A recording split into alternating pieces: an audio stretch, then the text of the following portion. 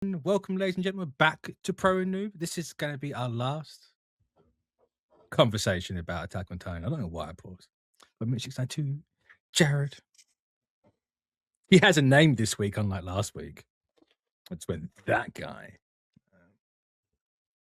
You were so harsh to me just because I was like, I don't know how I feel about the like. I don't know how I feel. It wasn't that. It was a combination of. I knew it was coming. I was hoping and praying I was wrong. I then get the I hate it text. We start the StreamYard and there's you and Taylor coming in hot. And then we start and I'm just like, oh, fuck this. I'm just like, try and hide it. Well, here's the thing. I will say at the outset, I can say confidently, I know how I feel. And I think my holistic complaint about the ending is that I'm about like 70% positive, 30% negative. And that 30% negative is not the impression I got last week. Well, this is also this is me like what, a week and a half later. Yeah. A week and a half later, I have done a lot of, I want to get the vibes of like what the world thinks, hear thoughts, take them in, ponder other interpretations and ideas. You had your Nazareth moment. Yeah. I want to say that video's so funny because I referenced really well done, hilarious end. I only feel the need to bring this up specifically because there's a couple videos I brought up that I was like, I can't wait to watch. One of the ones that came up in my feed was how Attack on Titan is a twisted retelling of the Bible. And I was so excited to watch it. I like cleaned the whole house. It was one of those where it's like, this is house cleaning video. Like that's how I sat there locked in. I just sat there like. I had it on the TV. I had it on the TV. But that's like some people I'm a what am I gonna watch while I eat person? But more so, I do that. If I clean, I will not pay attention. No, you will never see a cleaner house than when I find a really good fucking video essay. When I was still working at Tom's Watch Bar in Pittsburgh, that was the same day that H Bomber Guy dropped plagiarism in YouTube. I watched that motherfucker at work, and it was dead that night. So it was like, hey, let's just deep clean the whole bar. That place had never been cleaner. Because I was so locked in with that whole video. But I want to say shouts out. Hold on, I want to give the name of the creator because I do want to give her flowers. Her conclusion. It was a good video. It's a good video until the last 5-10%. And I don't even want to say that I think it's bad. I want to say Ifechi on YouTube is the name of the channel. I apologize if I'm not pronouncing that correctly. And for what it's worth, it is very important to say, I am very much not a religious person. I cannot speak for Mitch, but I am fairly certain you are also not a religious person.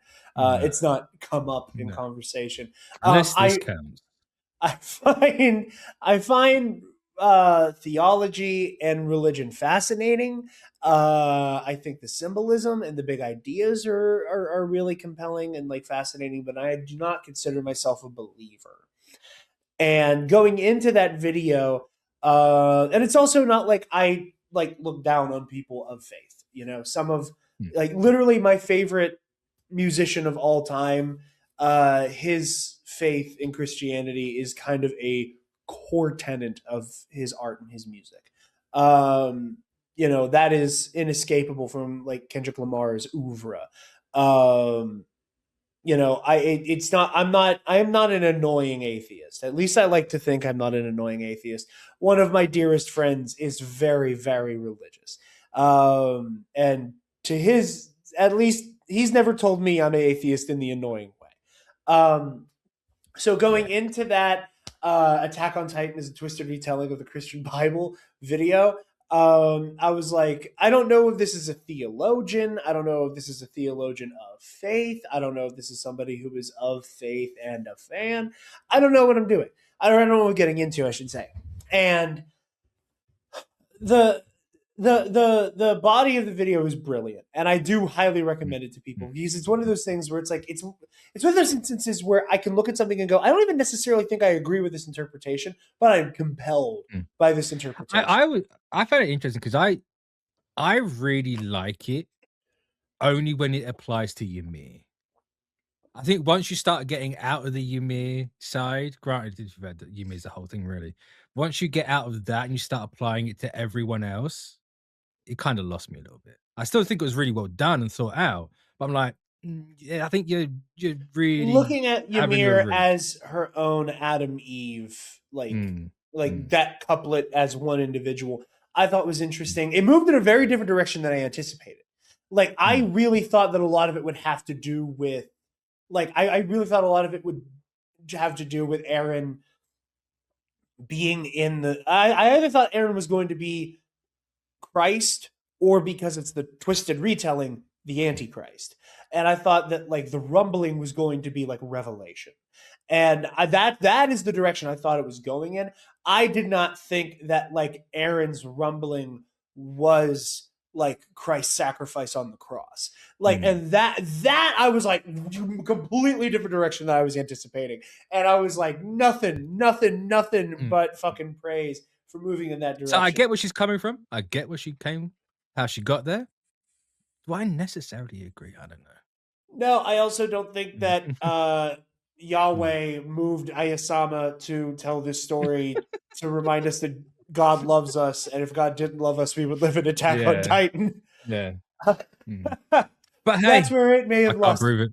me. I can't disprove it a little bit. Yeah, I can't disprove it. Can't prove it negative, but that was fascinating. I spoke on it on, I say recent for me. By the time this is out, this is so far in the distant past. But I spoke on it recently for me on Road to Doomsday's Black Panther episode. FD Signifier is one of my favorite video essayists of all time. It's him and H-Bomb I think are just the him. It's like him, H-Bomb, and Lindsay Ellis are like the fucking.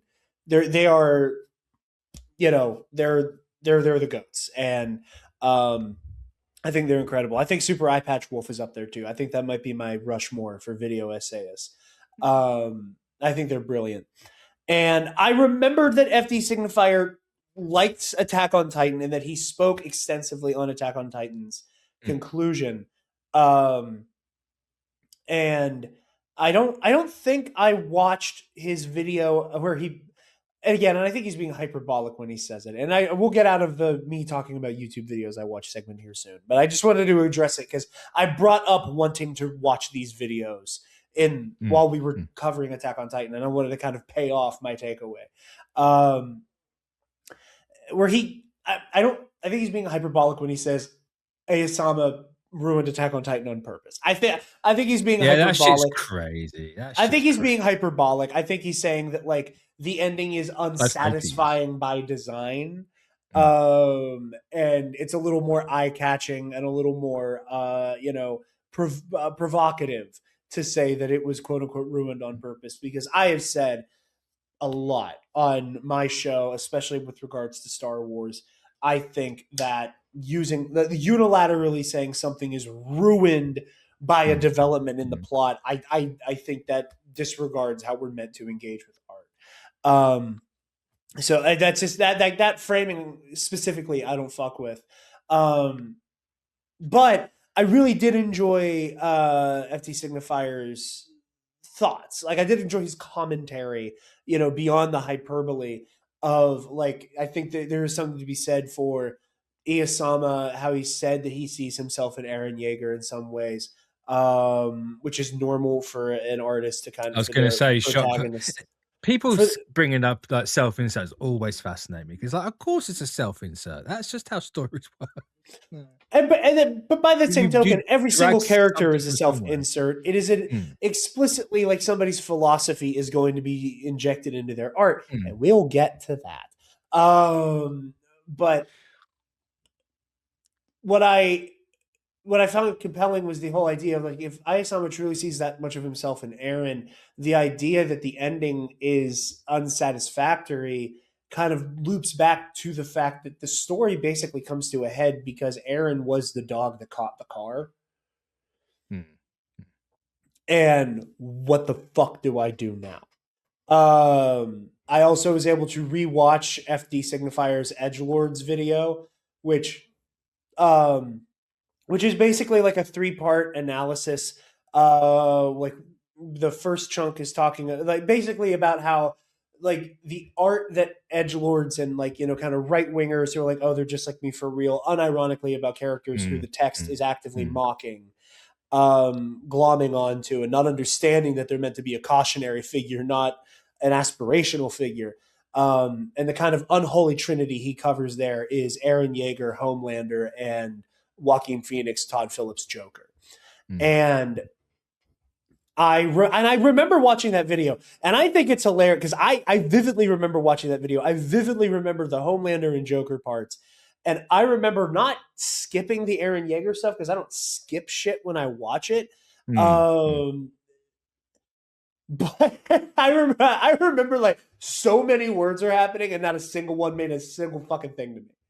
And like I fully have heard the ending of Attack on Titan. And had you put a gun to my head and said, hey, Jarod, what's the rumbling? I would have been like, I don't know what happens after I eat Taco Bell. Like, you know, so that is very funny to look back and me realize I did have this entire show spoiled for me and fully did not understand it. And my brain just did not save that information. But the Edgelord video was interesting.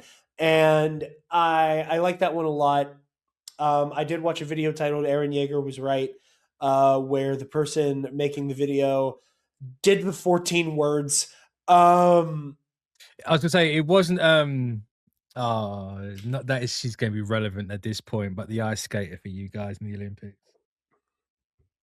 Alyssa Liu? Yeah. Have you heard what she said? Oh my God, yes. I'm so glad you brought that up. I almost forgot about it. I saw that, not to TMI. I mean, I already made a fucking diarrhea joke with the Taco Bell thing. I woke up in the middle of the night, had to go to the bathroom. It was a normal poo. Poo? It was a normal poo. It was a normal poo. No loop. No loop. Thankfully, no loop. So long, Poop Loop. You live on the channel forever. And you know, like an endorphin addled Zillennial, as I am adjudicating business, I was flipping through TikTok, and I saw her like, oh, what's your 3 favorite anime? And she said, oh, Attack on Titan. He goes, is Eren Yeager justified? She went, yeah. And I went, God damn it. And what's so funny is that came on the heels of the day I posted on Blue Sky.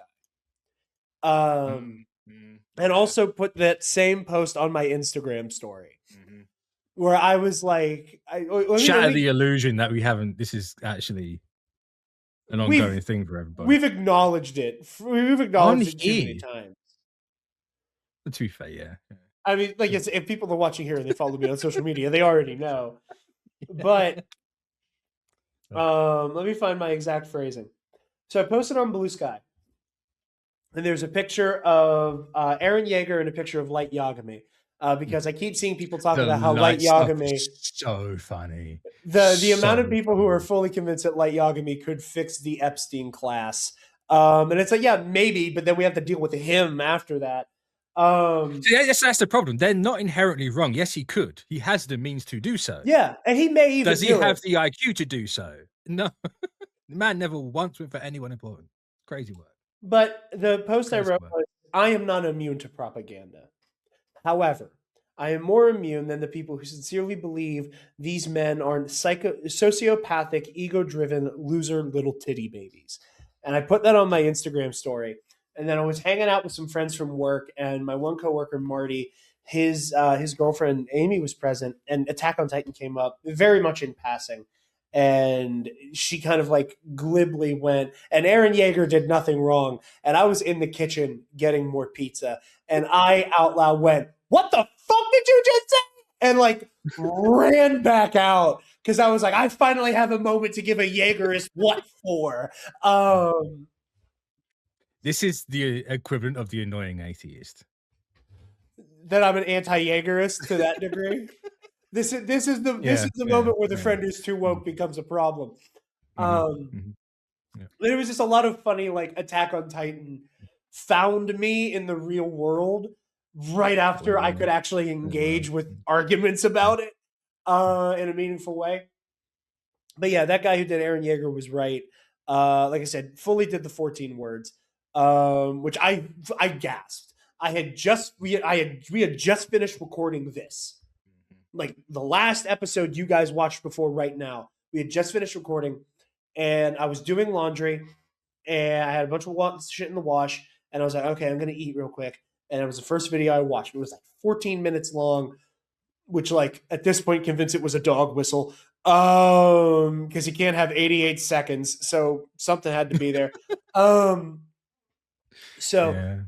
like, I'm making food, and I'm like, okay, if this whole thing is from the perspective of somebody who thinks Eren is right, I already think this person's a fucking buffoon. I'm making food, you cook, in the toaster oven, blah blah blah blah. Eren's like, and to secure a life in a future for the Eldian people, and I have an earbuds in, and I out loud went, "What the fuck?" And Taylor thought I got hurt because I'm in the kitchen. She said, "What's wrong?" And I'm like, "This guy just did the 14 words, but for Eldia." And then Taylor went, "What?" Because she's normal. She doesn't know what the 14 words are. She doesn't know. I mean, she knows that like 1488's a Nazi thing. And I'm like, rewind. I'm like, look, and then I sent you the screen record. I'm like, look at this. So that was a time and a half. But yeah, I've seen a lot of cool stuff. I do want to shout out another creator before I start unpacking a lot of my feelings real quick, if I can. Just because I've been really impressed by the analysis here, and I need to shout it out. It's somebody I would honestly love to have on Pro and Noob for something. Just putting this out there. Coratos Mystery Shack. Basically, Homeboy does episode by episode retrospectives on a bunch of different series. What's funny is he's actually wrapping up Attack on Titan season 4 as we speak. And hold on. How long has he been doing this series? Is it like the last 3 years? Is he also doing Breaking Bad as well? Yes. Yeah, I have been following that guy the entire time I've been doing this. And you know what?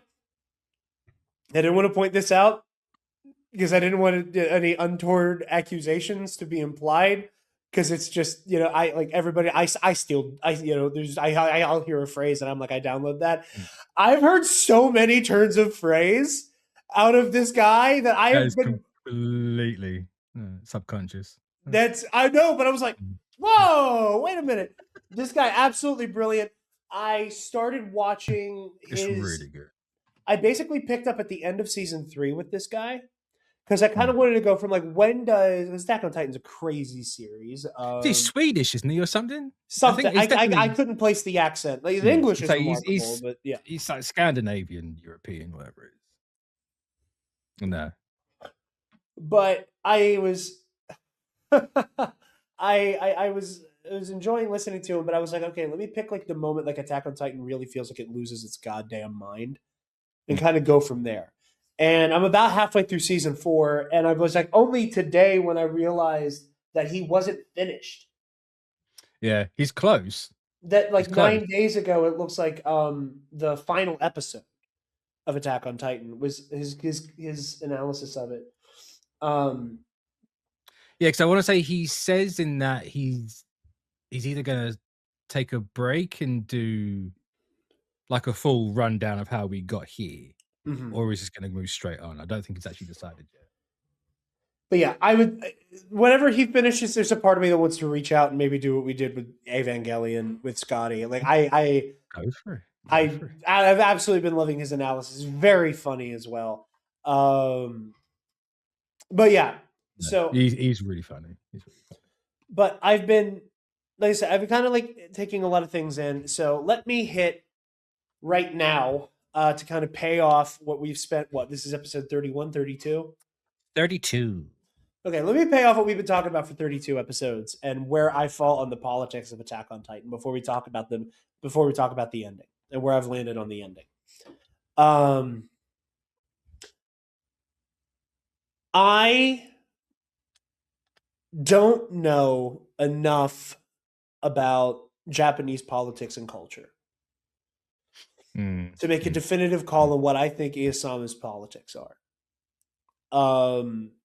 There's a lot of moving parts. I don't think I can project a Euro Anglo, Western kind of interpretation of, right-wing extremism and all that jazz onto this guy, because I don't understand his politics. That's the one thing I haven't really had an opportunity to do, is kind of like take a deep dive into his biography. And, even the people whose videos I've watched a lot of people making arguments about the politics of this series. Some of them I have found compelling, and some of them not so much. But what I can say confidently is, while I don't think I can necessarily say Isama is inherently a right-wing individual who is putting who is co-signing the xenophobia that is crucial to this story, I don't necessarily can say that confidently. What I can say is something I said on an episode that came out of this show recently at time of record, I believe. Monsters or Men. Is that despair and doomerism and nihilism especially, we know the effect that like Nietzsche blowing up had at the time it did in Germany. I can say confidently that I can very clearly see why a lot of right-wingers glom onto this. Oh, 100%, yeah. 100%. And I think that a lot of it has to do with the politics of nihilism and the politics of doomerism lend themselves towards being co-opted. I think Isama was trying to tell a story that is about the dance between hopefulness and hopelessness, about the horrors of war, about how hurt people, about how when somebody grows up with hate being instilled in their heart, that they will grow up to do horrendous, horrific things. All of that is there. I think that doomerism is a big part of why this is interpreted as a right-wing text.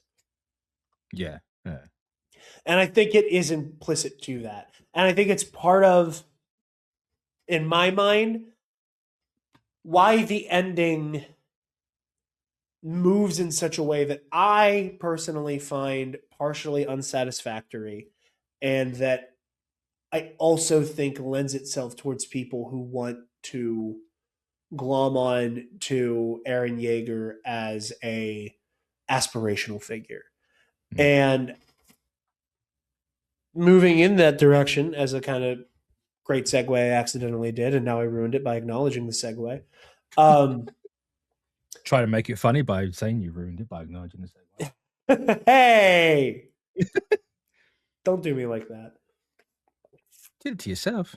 I was just expanding upon what you put out. You acknowledged my acknowledgement, which then made me seem silly. But pardon me. Can never do anything right. Go. But sorry, Mom. God damn. But I think Isama kind of has 8 fucking endings happening at the same time, and all of them kind of undercut each other. I half agree with that. Yeah. I think that I would even go so far as to say, if the bit where Parody gets bombed out is not included,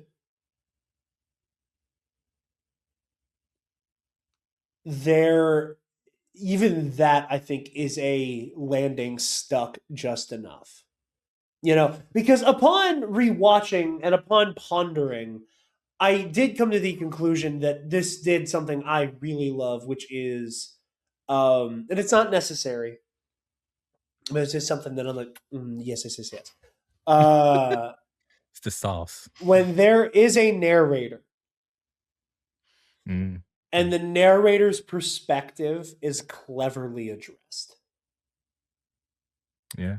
Like, and I'm just picking. Tell them the whole thing. Exactly, and it was literally. It didn't even come up in any of the videos I watched. It was just the next day I was at work, and I went, "Oh, it's it's Armin retelling the story, as during the peace talks." And, the declassified information is just laying it all bare. It clicked with me, and I went, that's fucking awesome. That's sick as hell. Really funny, because that means he includes Reiner smelling his story's letter. Yes. With Reiner's tiny little deformed hands, because he's not drawn particularly great in that moment. He's like really boxy. Listen, stuff like that you can take. Stuff like that is up for interpretation, whether or not he told that part of the story. With how, because we didn't mention it last week, but they go for a little bit of a funny, that whole scene, they try and have a little bit of banter and funniness to it. I quite like how they handled it, but the whole, Armin goes, we're scouts after all. And he's like, I was in the military police. So anyway. I could, that Armin right there is absolutely telling a story. You're sniffing that letter 100%. It makes it so much funnier for this. Can I say, I think that's the funniest moment in Attack on Titan. I think it is, yeah. I think that is the single funniest beat. And there's funny stuff throughout, but it's not like it's a funny haha show particularly. But it's normal funny. There's just a beat to that humor. Listen, we're all scouts. I was in the military police. We're all scouts. Yeah. So deeply funny to me. But no, but I think that even without seeing Peridia get bombed into Peridia fucking turns into Coruscant. Peridia, hey?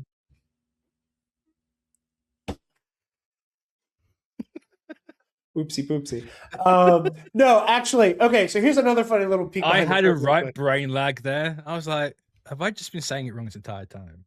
Is this a Connie situation again? No, so what's funny is parody. No, what's funny is after the announcement of the new Evangelion, I saw that both of the Nier games were on sale right now for you could get 50% off in there, something like that. 60% off. You could get both of them for the cost of one of them. And I was like, fuck it. And for less, it was I got both for $30, I think. And I just got them and I started playing Nier Replicant last night. And you might have to give me your PSN login. Sure. But I was playing it in the village area that you start out in, but the gate after the prologue. It reminded me of Peridia from Star Wars. It's very much, it's very mountain, stony, foggy, kind of fantasy. I don't even think we're supposed to be here. This is so strange kind of vibe.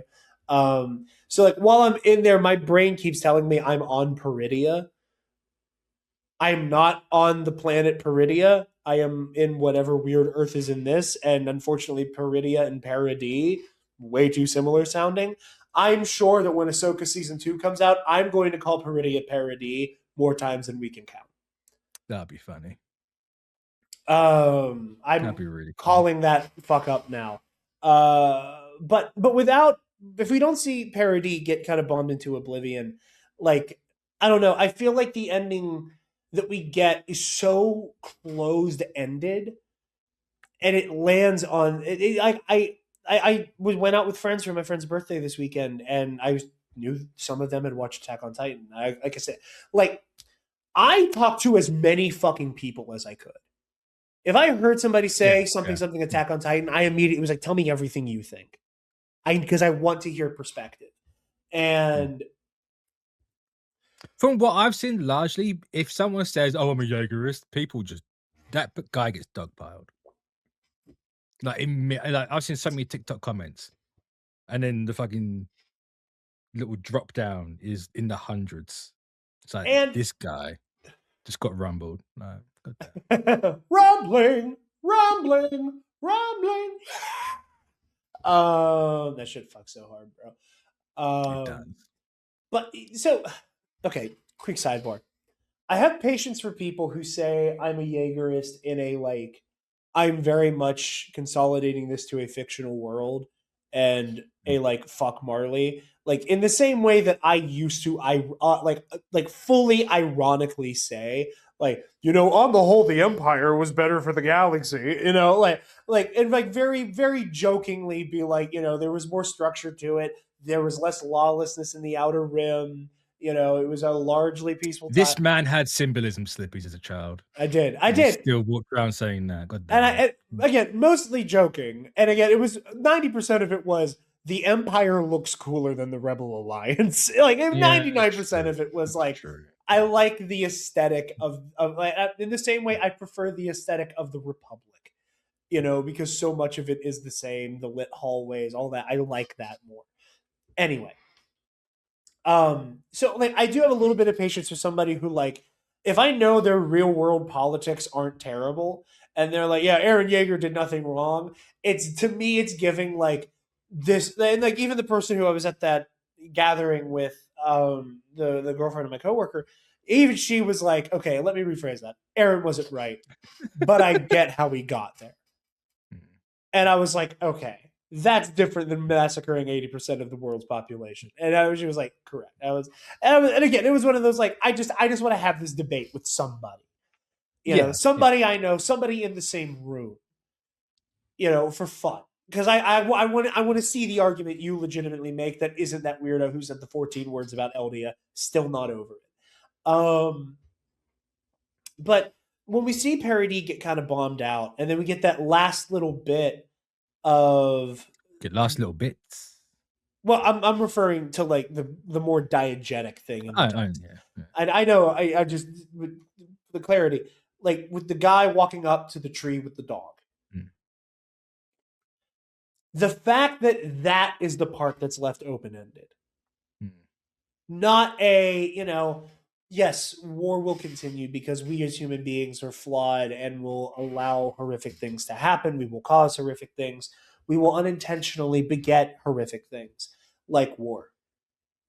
But this specific conflict is over. We are not going to fight on the grounds of this like terrifying race war. The fact that we see all the movement and motion we see around Aaron's grave, while Peridia is built up, it's like, oh, like we've moved on, which is the point. And it's when we see it get bombed out, there is a sense of like, well, war and devastation came for it eventually. And on some level, I can see why. Like it's the one thing I cannot with a straight face unironically argue against the Jaegerist.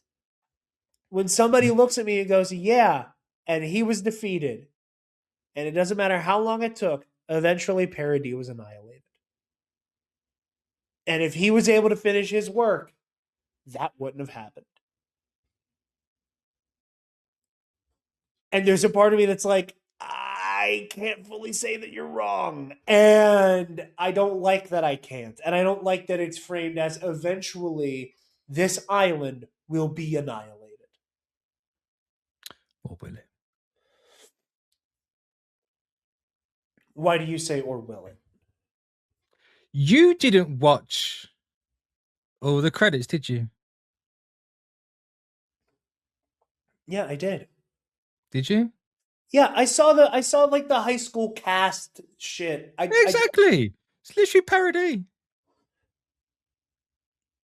Yeah. Presumably, okay. I can only assume that that's after everything because it's the last thing you see. Like, I don't think that doesn't make any sense. That I don't think you can. Okay, we need to assume. Okay, Armin. Goddamn. We need to assume that e-girl Mikasa, Reddit bro Armin, and Shinji Jaeger are. He's always been Shinji. Let's be perfectly honest. No, he hasn't. He hasn't. Always been Shinji. He hasn't. Listen, they're both deeply pathetic weirdos who I'm so glad are nowhere near the real world internet. But no, there's a reason why, because that's exactly who he is. Either way. I don't know, man. I think that very easily could be the city, like in the middle of like the building up. Like I don't. Sure, but I think I also don't think we can take that as 100% diegetic canon. I do, because the ending in The Last Attack, they extend the whole flashback or the looks at everything getting destroyed, right? Right. Because in the two parts, you don't see what everyone thinks is John, but Isayama will refuse to actually confirm it's John. Which is in itself a confirmation. Sure. I agree with you, but sure. But that's not in the original. So they've obviously gone back and edited that to extend it. If that's going to be in a different place, why not just put it in a different place? Why have that be the last thing you see? Because they want it to be the last thing you see, because they want there to be kind of a cheeky acknowledgement that the ending is controversial. And that because it is shonen at its core, we're gonna make sure that we leave on at least a little bit of it was the friends we made along the way. Like, I'm sorry, I don't like. Yeah, I think you can interpret the canonicity of that little bit on its own just fine. I also have been so shocked that I have not gotten an acknowledgement of that in anything I've watched. Anything I have watched has not acknowledged the cutesy little high school ending. And, now again, part of me can't really acknowledge that as being fully diegetic canon to this is, quite frankly, the fact that Shinji Jaeger is named Eren. And that carries a lot of like load bearing weight about the world we live in, that he got named Eren. Like, even again, like taking for granted. Pardon my hiccups. Well, you actually, I like suppose legitimately, like we're not naming babies Adolf anymore, man. No, I'm not saying. That I'm just name trying is to off think fucking in the limits. context. In the context of what happens in Attack on Titan, the majority of the fucking planet's gone. I just smacked my computer. So who's allowed to really remember him? Cool. Parody people. Everybody. No. Let me just. Parody gets wiped the fuck out. Shit's gonna get lost. No, you can't name fucking everyone from our own history. That's done horrific things. But I can name fucking Adolf Hitler, and they just came out with a movie about attacking fucking Titan. That they don't even know if it's legit or not. Because they go like, "Do you really think those Titans?" Maybe. Okay, I'm sorry. No, you cannot. I don't think you can argue both at the same time. They got out of a movie retelling of the story that we know it just happened. And because we are not shown what they were watching or shown that it was fictionalized, all we can really assume is that they saw what we saw. And this is a cheeky little acknowledgement of the ending. Like It Chapter 2, the amount of times where somebody makes a joke about how Bill Denborough's endings always suck because it's a Stephen King joke. Like, I mean, Thrice Upon a Time did it. Sure. Thrice Upon a Time also was doing the weird, like, time loop shit. Like,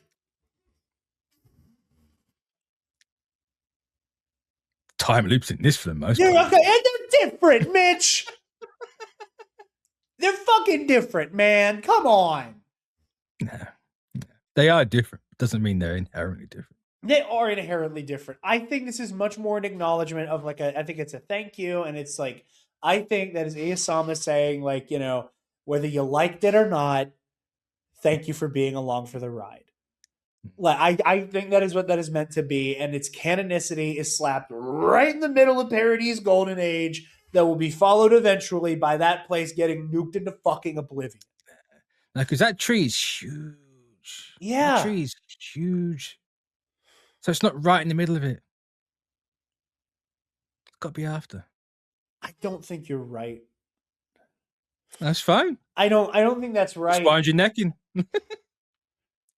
I don't think it's right, you know? And again, and like, so for me, my interpretation of we have the closed ending element of no matter what happened, no matter how much, I just hit my microphone, no matter how much the scouts and the actual Parodians were in the right to stop Eren, it still ended in calamity and violence and destruction. Mm-hmm. The part that we do leave open is whether or not the Titans will return. And no. You don't think so? Because that has been a broad consensus I've seen. No, hard fucking closed. If I think if anyone actually thinks the Titans can come back, you haven't been paying attention. The whole thing with Ymir, she literally vanishes, the hallucinogenia vanishes. It's done. It's hard done. If Mikasa didn't kill Eren, yes, it could have come back. That's open-ended. The whole point of her killing him, the whole point he does the rumble, like Ymir gets him to do the rumbling, is to break that whole curse and that whole cycle. That's why she chooses Mikasa. That's why she takes Eren's side over Zeke's. Because they're the two that are going to stop this thing. It's not coming back because the hallucinogenia is gone. Ymir's gone. The Titans themselves are a creation of Ymir for what Ymir needs. Ymir's gone. You're not bringing that back. Okay, and I initially, when I first watched it, I agreed with that. I do think ending it with like going back into this like tree of life. It's also a completely different fucking tree. It's not the tree Ymir was in. Right. But it's just his grave. No. And again, that was my initial takeaway, but I've just seen so much speculation about like, you know, it feels like it's hinting that maybe this could begin again. Oh, but I get that. No, you're wrong. About the high school thing, yes, you're right. You do get you're wrong. And I'm also saying that like I'm undecided on this, leaning towards your interpretation on the specificity of the guy and the dog walking into the tree. Just a guy or it's just a kid and a dog finding a tree.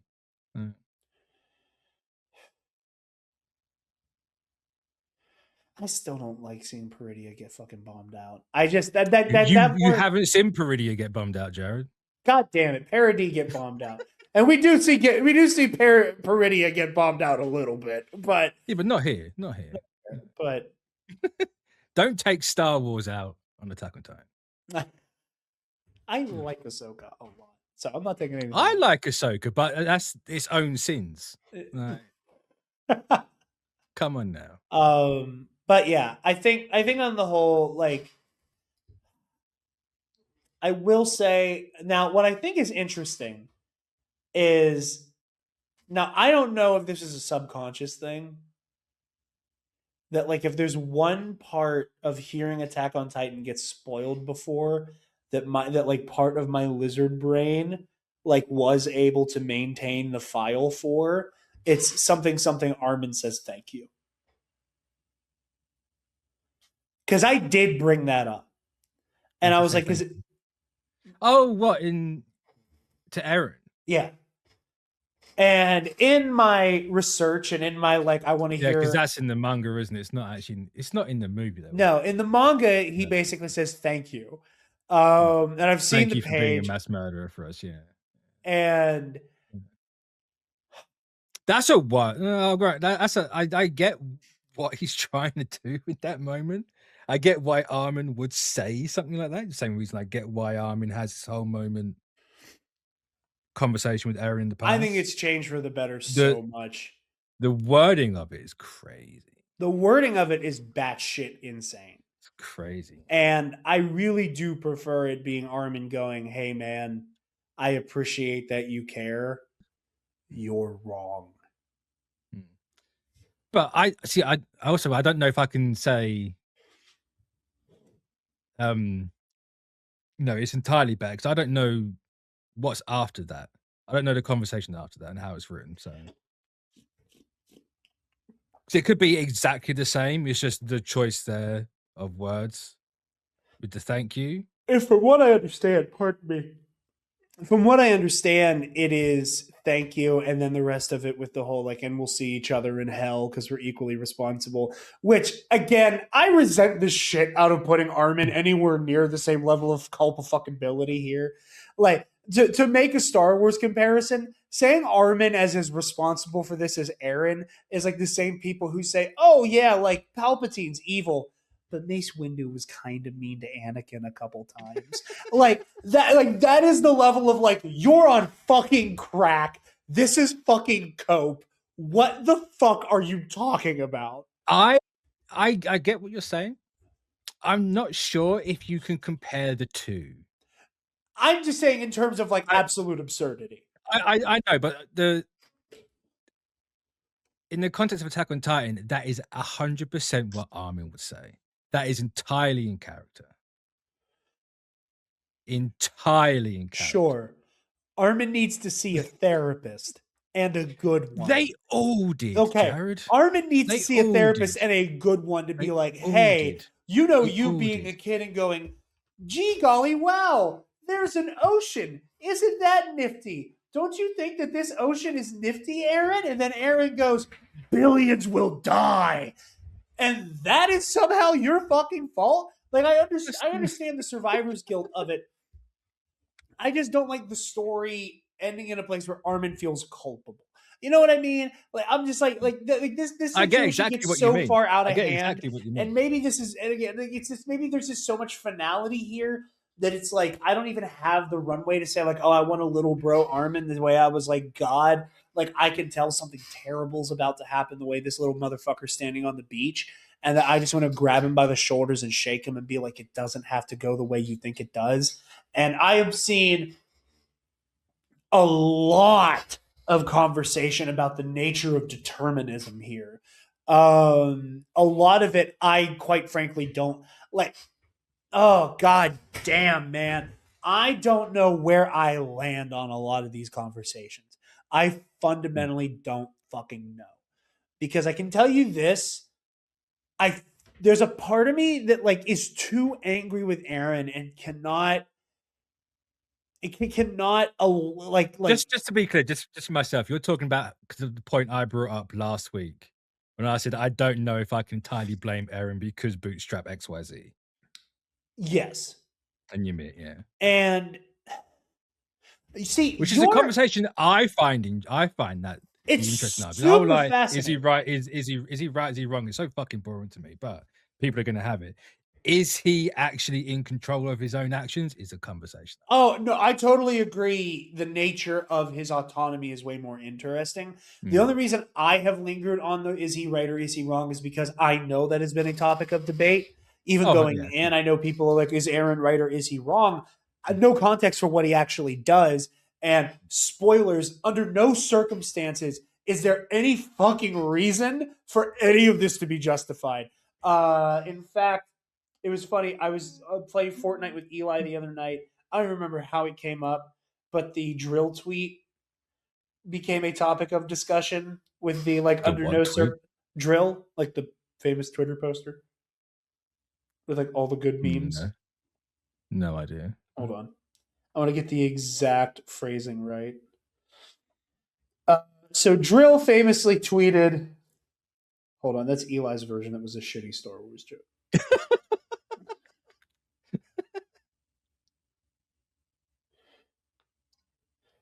His joke wasn't shitty. The joke was that it was shitty and a Star Wars. Well done for thinking about that.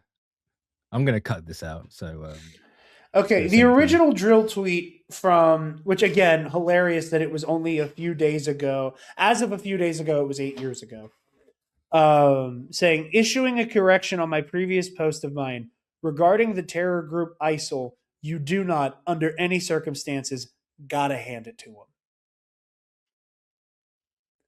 You know, funny. So like very much. I have seen that. I have seen that thinking about under it. No, which, and then I was telling him like there's that, but there's also the knowledge fight version of it, where right after the Somali pirates like kidnapped Captain Phillips, Alex Jones was on air basically being like, you gotta hand it to the Somali pirates, and like as famous as the Drill tweet is, in my mind, it's always been you don't have to hand it to the Somali pirates.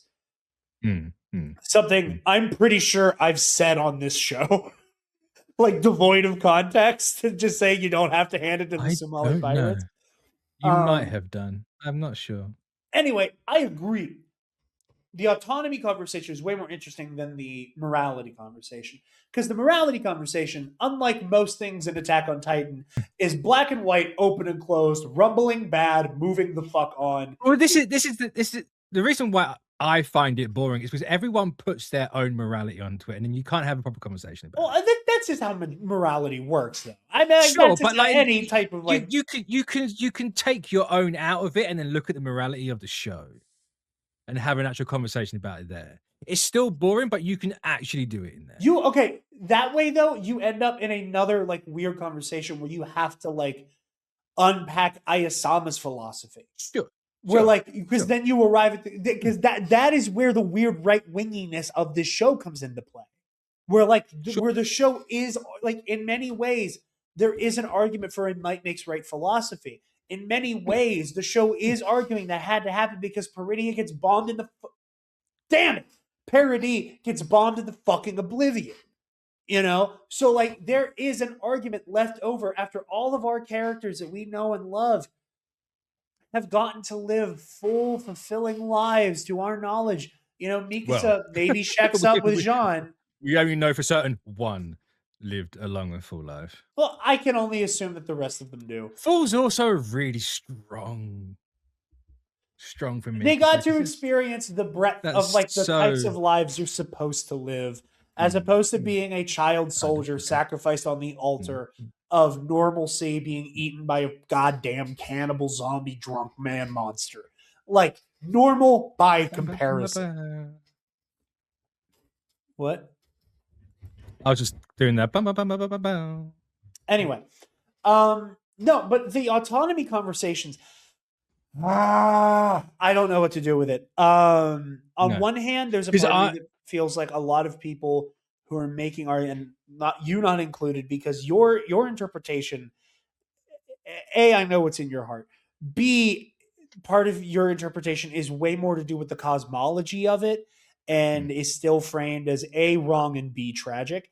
But like, I've seen so many people use Eren wasn't in control as a defense for him. Yeah. And that like and but this is the interesting part of this part of the conversation though. Because it's Cap or Iron Man, right?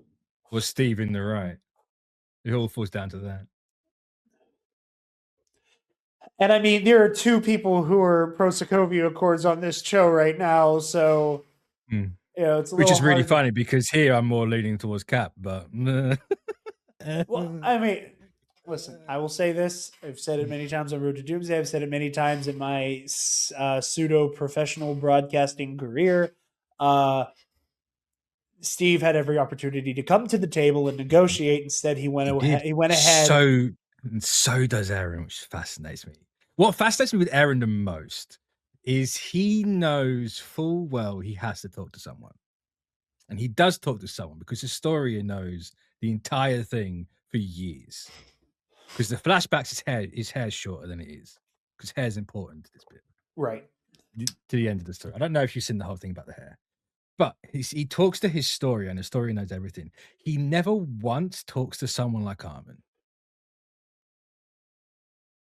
I don't think he'd ever talk to Mikasa about it. I think him and Mikasa were always going to have the fucking 4-year dream in the cabin. But I always get the impression when he has the conversation with Armin, he just instantly regrets everything. Just completely, he's at a point. It's that whole "oh, I'm too late" bit. You're gonna hate the comparison. It's a bit of a Vader when in Return of the Jedi, he has that realization of this shouldn't have gone this way. But obviously, now the fun thing with what you're saying is that I have to ask, because you opened up this door. At what point do you think he's thinking that? Are you of my interpretation where it starts to break while he's holding Luke's lightsaber? When Vader thinks that, yeah, because my whole thing is it's whenever he's first holding Luke's lightsaber, and then Luke is like taken off to the shuttle, and then Vader just kind of stands alone, staring into the forest. That's the moment he's realizing, oh my god. I think that's the start of it. I think something has flipped. I don't think the realization fluid has fully reached the point. You know? I legit couldn't think of a word like the word I was going for. I understood what you meant. Filling up. I understood what you meant. Yeah, thank God. So do you think it's not until like we're at the point of like help me? I don't think it's until he's about to kill him. Until like that whole when he kills the Emperor. He's getting zippy zapped. Yeah, I don't think it's till then. And he's like fucking Looney Tunes trying to figure out which way to take. No. Exactly what you're saying is why I like the change on the Blu-ray where he says no. I don't mind the change. I hate the delivery of the line. Valid. It feels so rushed. I think it's like, hey, we need you to just come in and say no. Can you do it the once? Cool, yeah, done. Whack it in the Blu-ray, ship it out. I think, and we'll get back to Attack on Titan, I think that despite Darth Vader being one of the most iconic, cool, and compelling villains in all of like human fiction, it's a genocidal maniac that gets glazed by this man. He gets glazed by me because the whole story is about why he is a tragic figure, and anybody who unironically defends him gets the fucking hammer from me. First of all, Attack on Titan is exactly that. This time around, watching The Last Attack before we started today, I was like, for the first time, really seeing Anakin in him. I really was, and it came with a lot of those same frustrations of like, I know on a fundamental level you're better than this. In fact, I think one of the reasons why I hold Eren in a lesser regard to Anakin Skywalker is because on some levels I do think Eren is better than this. I think the actions of Darth Vader are so much further beneath Anakin. I think there's more of a level of better. I don't know if I agree with that, but fair. But but no, with the autonomy stuff, like I don't know. Maybe I assume you know about the chains, the image of the chains in the past. What do you mean? You know when Zeke and Eren are in the past, right as he grabs Eren's head, or you can say grabs Eren's head, lands in him, and they're doing the whole and he kind of like they take their little journey, and it's the case of I've won, I've won, right? And Zeke chains up Eren, right? And he breaks out with the whole thing. Like basically fillets his wrists to do it. The chains don't break, right? Eren does, yeah. So you add to the whole. He's the slave to freedom. Right. I know. I do love that visual metaphor a lot. But so I put a lot of stock in that. To go back to what you were saying with like, why doesn't he talk to Armin when he talks to Historia? Maybe it is I think he's scared more than anything, but I think part of it's fear. I also think part of it is, and again, this is a me thing, and this is the baggage I have with this character. And quite frankly, this is part of the baggage I have with Darth Vader. Is so much of this is about a permission structure. Yeah. And I think when Aaron and Armin speak, or at the very least when Armin gets his memories back of them speaking as it's presented to us, I think Aaron knows Armin could talk him out of it. Yeah. Yeah. And that, and the fact that that's where Aaron's mind goes, to me says you're making choices. There comes a point where you sign away your ability to make choices, and that you're just kind of on a track. And what does he know and when does he know? It feels like it's still very much in the air. Like at the end of the day, I feel like Aaron is making decisions, and I just can't help but hold him accountable for a lot of them. I just can't help but go like, no, like you chose this. Like at the end of the day, things happen. I don't know, man. Maybe I'm too woke, and there's a part of me that like refuses to accept, even in fiction, that like horrible people doing horrible things that cost countless innocent people their lives can even remotely be justified or remotely be thrown up in the air as determinism. But I don't know, man. It's so good. I don't know why. I don't know where I fall. But I want to be angry at Aaron, and maybe this whole argument is ipso facto. Maybe this whole argument is I want to be angry at Aaron. I want to direct my rage and my disgust with what he does at him. And because of that, I can't let him off the hook because he never had a choice. But also, it's like, well, what the fuck do you mean he never had a choice? Because there's a part of me that doesn't want to look at goddamn Ymir and go, hey, little slave girl with her tongue cut out, forced to be a concubine, ending up in this fucked up Stockholm relationship.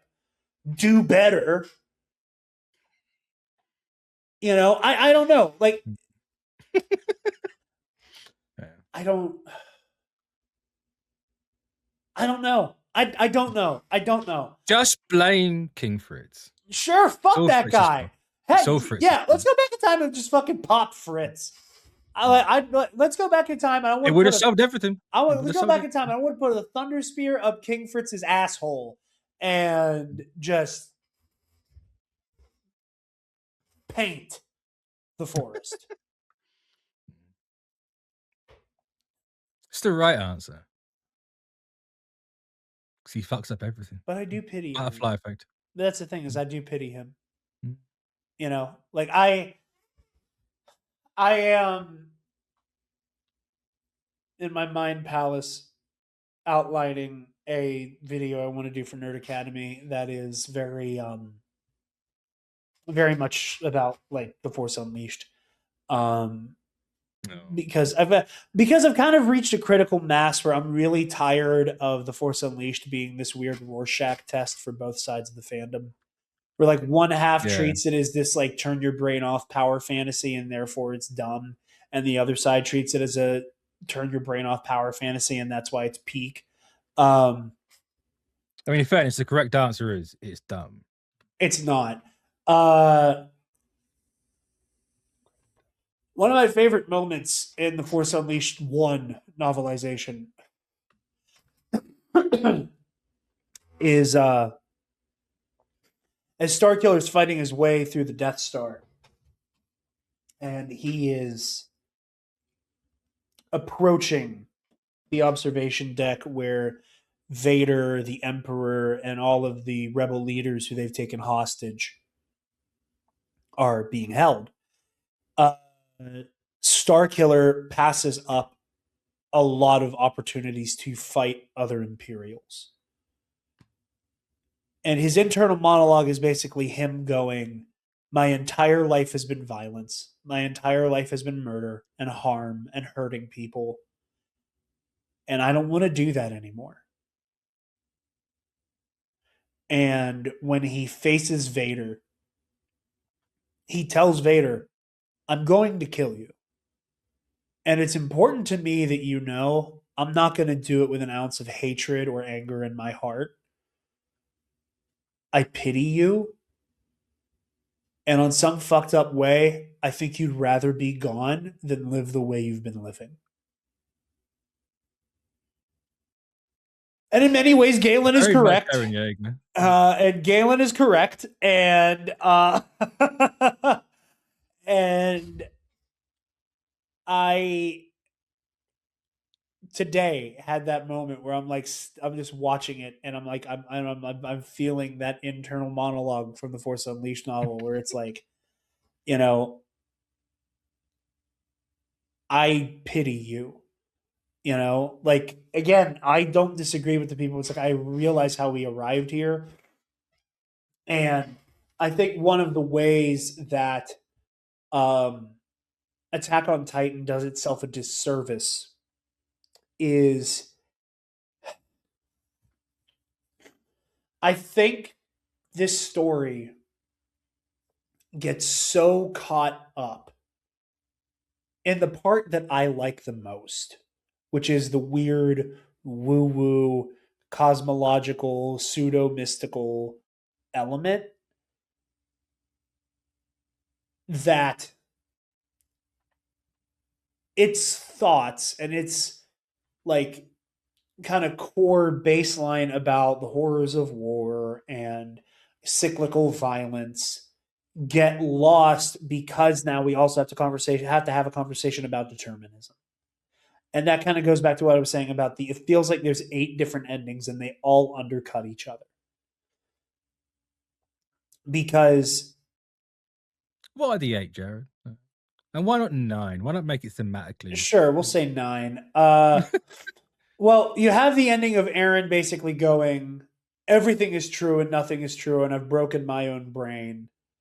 And I'm a pathetic, sad little person who was full of hatred and wanted adventure and was deeply selfish, and I've enacted that selfishness on the world. I think the next ending is Mikasa, and I also just pulled a number out of my ass, and I need to justify it. Yes, you do. Yeah. Okay. With this show in this amount of words, yeah, you got to justify it. Yeah. I these think strong words, I should say, not these amount of words. I think the other ending is Mikasa kind of being like the last bastion of Aaron's humanity. Is that the second or the third? I think there's 2 Mikas. I think Mikasa has kind of 2 endings to it itself. So I think you could call that taking us to 3. We end on the kind of upswing. Maybe we can do it. Maybe we can't do it. Of negotiating peace.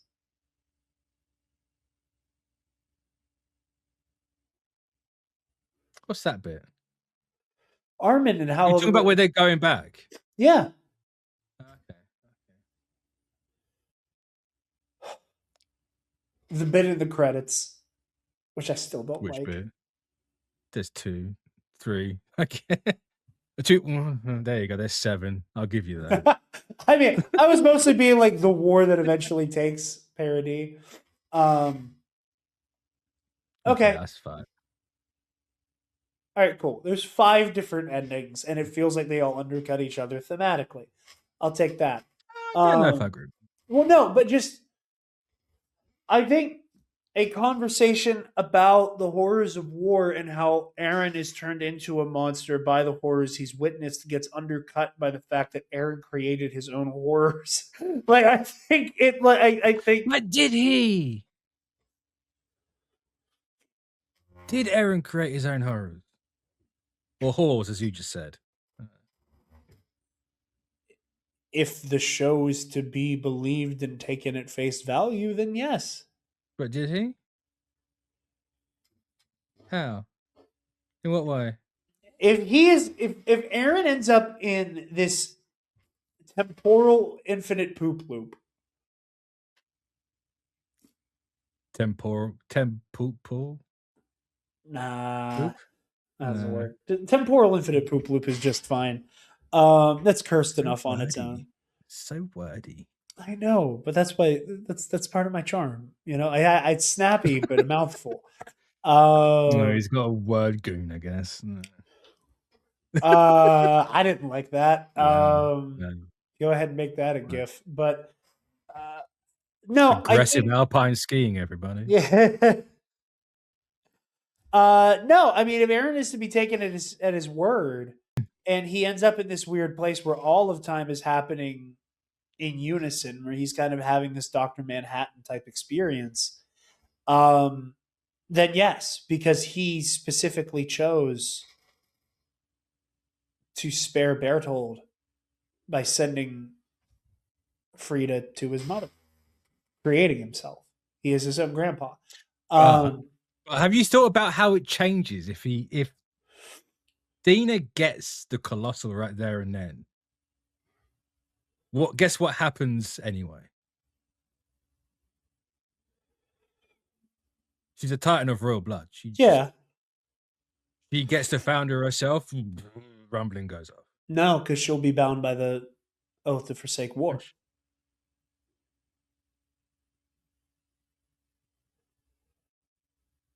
If a royal gets the founder, they take the oath. Yeah.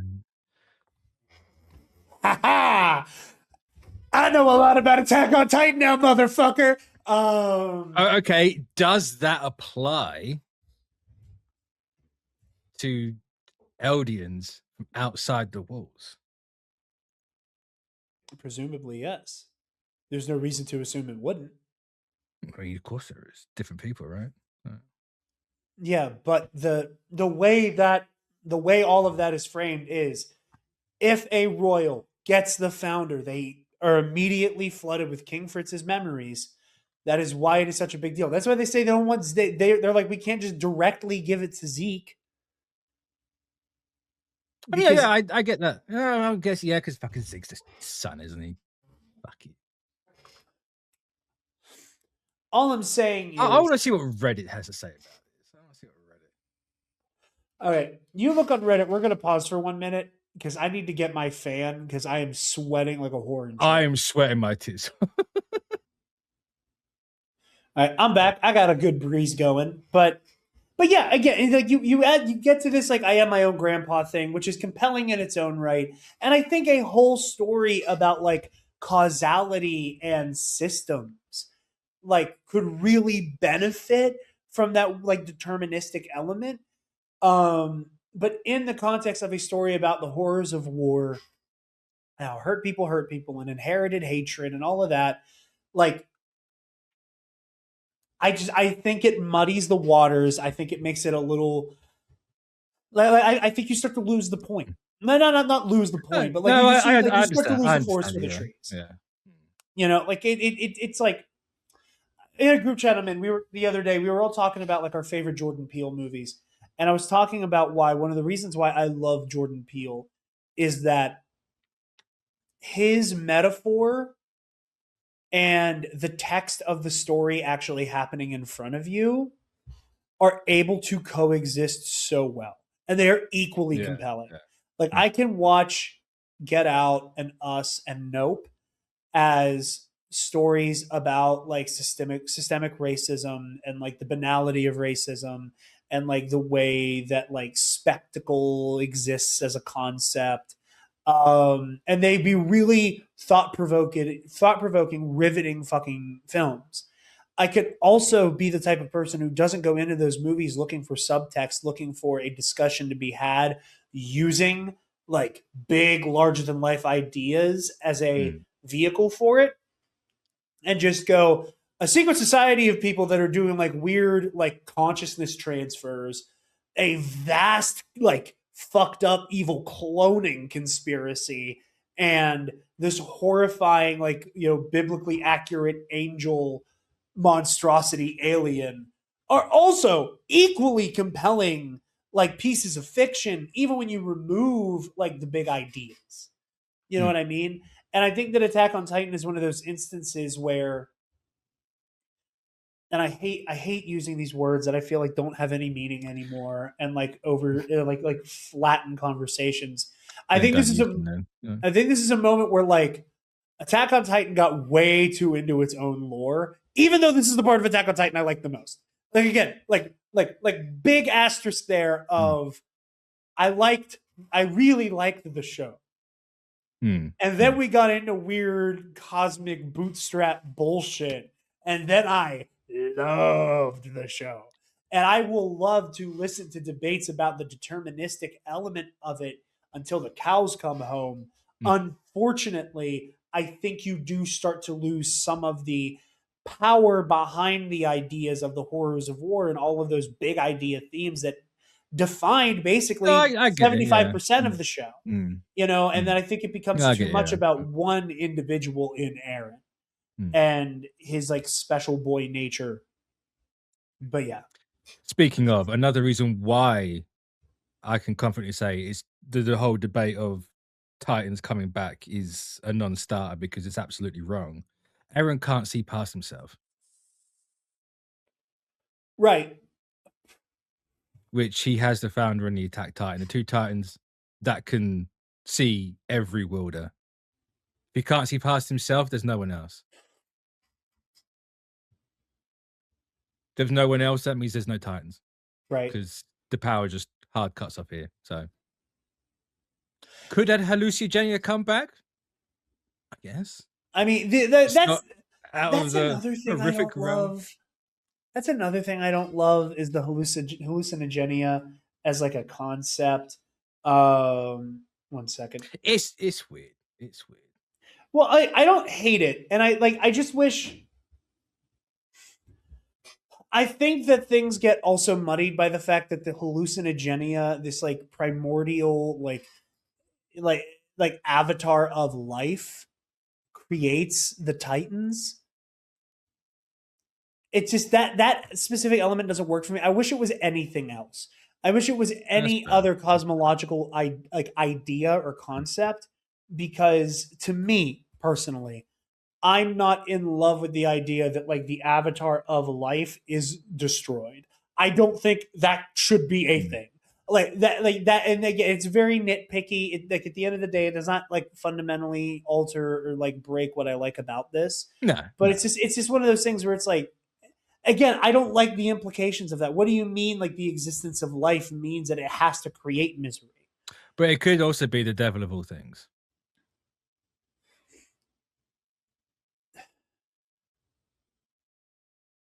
It feels like it isn't, though. You know what I mean? Like so much of what the show, so much of what the show has to say around it beyond the Marleyan propaganda angle is like this is like some. But then it's still Eldian propaganda, because of course the Eldians are going to say, "Oh, it's the good thing," but and of course Marleyans are going to say, "Oh, it's the bad thing." Maybe. I don't know. I get what you're saying. I got a lot. I think to an extent I kind of agree, because I do think the hallucinogenia is the weirdest part of it. Yeah, and again, it's not even that I have that big a problem with it existing. It's just the specifics of it feeling it's meant to be this like avatar of life. You know, quite frankly, that is one thing, to bring this all around for a minute, that I really liked about the Twisted Retelling of the Bible video that we both watched, was I really liked the idea of it being kind of a weird measure of what is in the heart of the person it comes in contact with. That if you had somebody who was like just super, you know, I love the Steve life. Rogers Super Soldier Serum. If a Steve Rogers type, not having been hunted and subjugated and enslaved and brutalized, is just walking through the forest and stumbles into this weird tree cave and comes in contact with this thing, what happens? You know, I really like that. I really, really like that. And but I also think that undercuts the it was all predetermined element, because then it does get to an idea of Eren as a person has hate in his heart. Aaron as a person is ambitious and selfish. And because he came in contact with it. Huh? He is, though. He is. That's what I'm saying. Is it like that lends itself to the deterministic, or that undercuts it because it's going, look at who you are on the inside. The hallucinogenia will replicate that. It will make it more yourself, and that, you know what I mean? Like there's this, it muddies it. It doesn't make it bad. It doesn't ruin it. No, I get it. But yeah, I wish it was anything else. I wish it was the embodiment of, human avarice, of, destruction, some type of deity. I mean, you could say it is, because she does come into contact with it when she is being chased. She is about to die. So you could quite easily say it is that, but I know I was never a huge fan of it. I could so easily take it or leave it, and you could just have Ymir, or even just not even give it any ounce of importance. Just say it's something from Ymir. Like there's something. It's when what happens when you try and make an origin for something like this. It just feels like he's gone. That'll do. And again, it's one of those instances where I'm left with a mix of I'm greedy, and I want to know more about the cosmology of this world. So if this thing exists, what else is there? And I said last week, I don't necessarily need more than what it's giving us. I think it's fine and it does work. It's not my favorite part of anything, but hey. In the same way, would I like more? Yes, I would love more. No. In the same way that they're like, something Ackerman Titan, fuck you, cool, and it's like So do you want to know? Do you know about the Ackermans now? Have you heard? I know that I don't know shit, and now that I'm allowed to, I was looking at the comments on the most recent episode uploaded when we're recording, and I kind of skimmed and saw, fuck you, the Ackermans are just kind of like that. Moving on. The Ackermans are a product of Titan science. And again, the show doesn't tell you this. What the fuck does that mean? The show doesn't tell you this because they changed the singular line of dialogue. And I can't tell you where it happens because I quite honestly can't even remember what the line is. I just know it's changed from A to B. It's like, you know what, Titan science, I can live with that. Sure. We have finger guns, drunken children finger guns running about eating people. Fine, I can live with that. We have bootstrap, I'm my own grandpa. I can live with all that. But what exactly is Titan science? Beats me. And why can't the Ackermans be better at their jobs? I will say I appreciated it the first time I watched The Last Attack.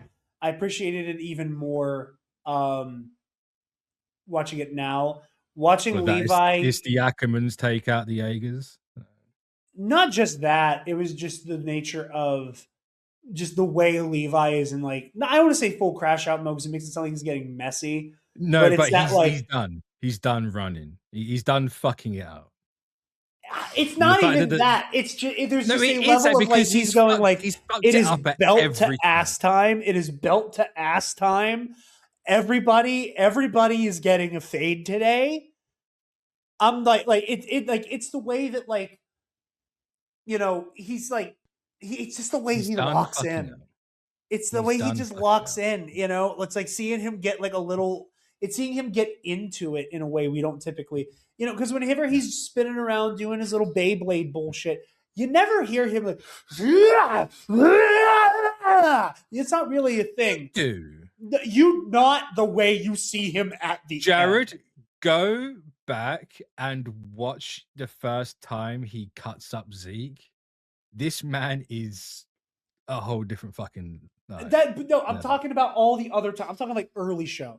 I'm talking about like Zeke is early show, sure, but Levi is just piecing up like regular, stupid fucking pure Titans, and it is cold. Sure. It is he is quiet. He is a just center, like eye of the storm, And then you get again, you get the rivalry with Zeke, and he's a little more animated, and that's where he is sloppy and he is kind of all over the place.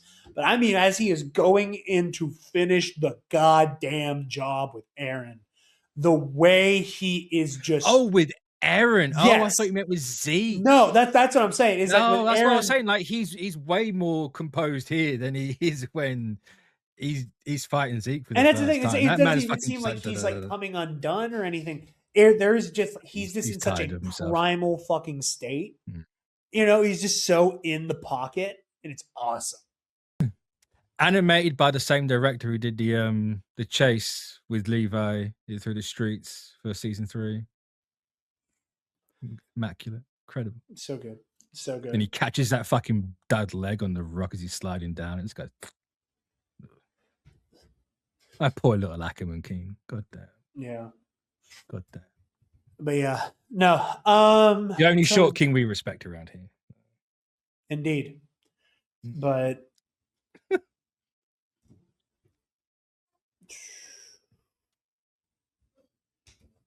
what's the matter, Jared? Tall is Levi Ackerman. Levi is like 5 foot. Like 5 foot nothing. That's why when you had the flashback after the flash forward, the time jump, he says, "You've grown just to spite me," because he is like waist height. No, I know that he is like canonically fucking tiny. 5'3". Shut the fuck up. See, he has an excuse. He was malnourished as a child for like 20 years. Sure, that's hilarious. Which, by the way, I watched those 8 episodes. They're perfectly fine. Not necessary in the slightest. Okay. I was considering going rogue and watching them. You can watch them if you want. It's totally fine. Obviously, now you can do whatever the fuck you want. Totally fine.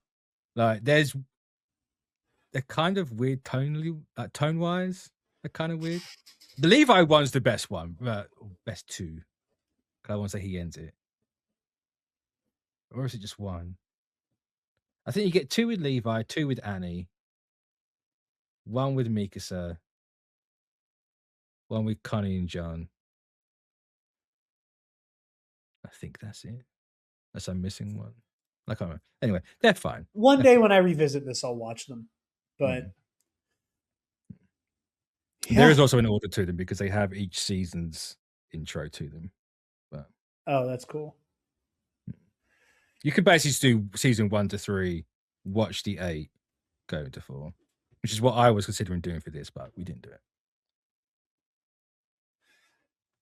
But yeah, Mitch, I think that's all I got. Yeah. Well, that was 32 weeks, Jared.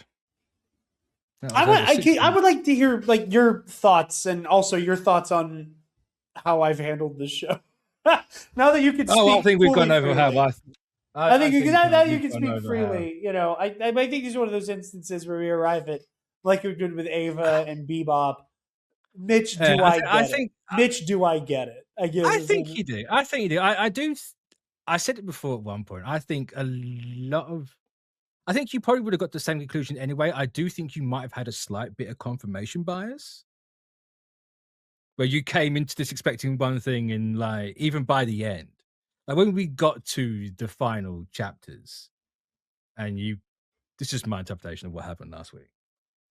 It was a case of, this is my worst case scenario. I've just watched my worst case scenario. I'm mad about. Oh, that's the last thing I want to unpack. Actually, holy shit! Thank you so much. I would be so fucking angry if we walked away from Attack on Titan and didn't talk about it. Before you get into that, I think that was a little encapsulation of like the whole. Like, granted, I think you would have landed in the same place anyway for the whole showing with Eren, but I think you started off there. If that's fair, that's just how I always saw it going through the entire show. I understand what you're saying. But here, the only like mild pushback I have for that before we talk about the like, what was Eren's end game? Because I still am not sure. Is I was expecting, because we talked about it a couple of times. And now that I'm at the end and I can kind of like phrase this in a way that's more holistic, I was expecting a show that with its whole chest got into some weird tropes about, an unnamed ruling class that did things and like betrayed its people, and that would be an endorsement of some really heinous shit. I was expecting the show to feel more like fucking Nazi propaganda, and it wasn't. It's fair. Like, my confirmation bias. That's the character development I like, by the way. Saying it wasn't. Because you started off, obviously, you're saying the fear that it is. I like that character. Okay. And I have rewatched some earlier episodes of Pro Noob. I say it's my fear. I also say it could equally be we're going to distill it to negate it and say it's bad and say it's wrong. And I do think that this text is anti-war. I do. 100%. I think the show's messaging by the end is messy. And I think that is my ultimate complaint with the ending, as I've said multiple times, is that like, I think by the end, it's kind of a really bleak text that has a lot to say throughout, but it does not have a big ideas. Why did I tell this story?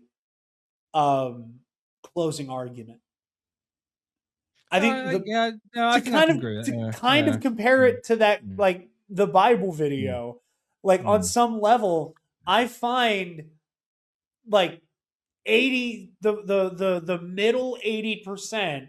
If we cordon off the introductory, here's my thesis, and the other closing argument as like 10%, and then like the middle 80% of it makes a very, very, very, very compelling argument that has a lot to say that I find very, very fascinating and find very fulfilling and loved.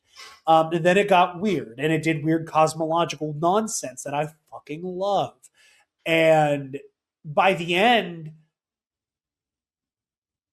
Aaron was kind of right, but also Aaron was like on paper logistical level, Aaron Yeager was correct that if he did not complete the rumbling, Parody would be destroyed. Yeah. But also, everybody in the show agrees that's not okay. Like, your ends by no stretch of the imagination justify your means. And but also Aaron is on paper right. And we don't know anything about the conflict that leads to that. I think that's also part of what makes it so murky is we see Parody get nuked into oblivion. But also, we don't know how that happened. We don't know why that happened. We don't know if the Jaegerists are still in power. We don't know what that civil war entails, or maybe the Jaegerists get their shit pushed in super quickly, and we can all move on. We don't know how many Jaegerists change their tune when they learn. When they hear also even that, like how many people were actually legitimately Jaegerists? Because there's the whole thing with is it Harness? And he's like, play along, bide your time, go along with it. Don't lose yourself in it. Bide your time. It's not Harness. It's the other guy. I can't think of his name. Oh, it's on the tip of my tongue. Shit. It's the guy who was in love with Aaron's mother. Yeah.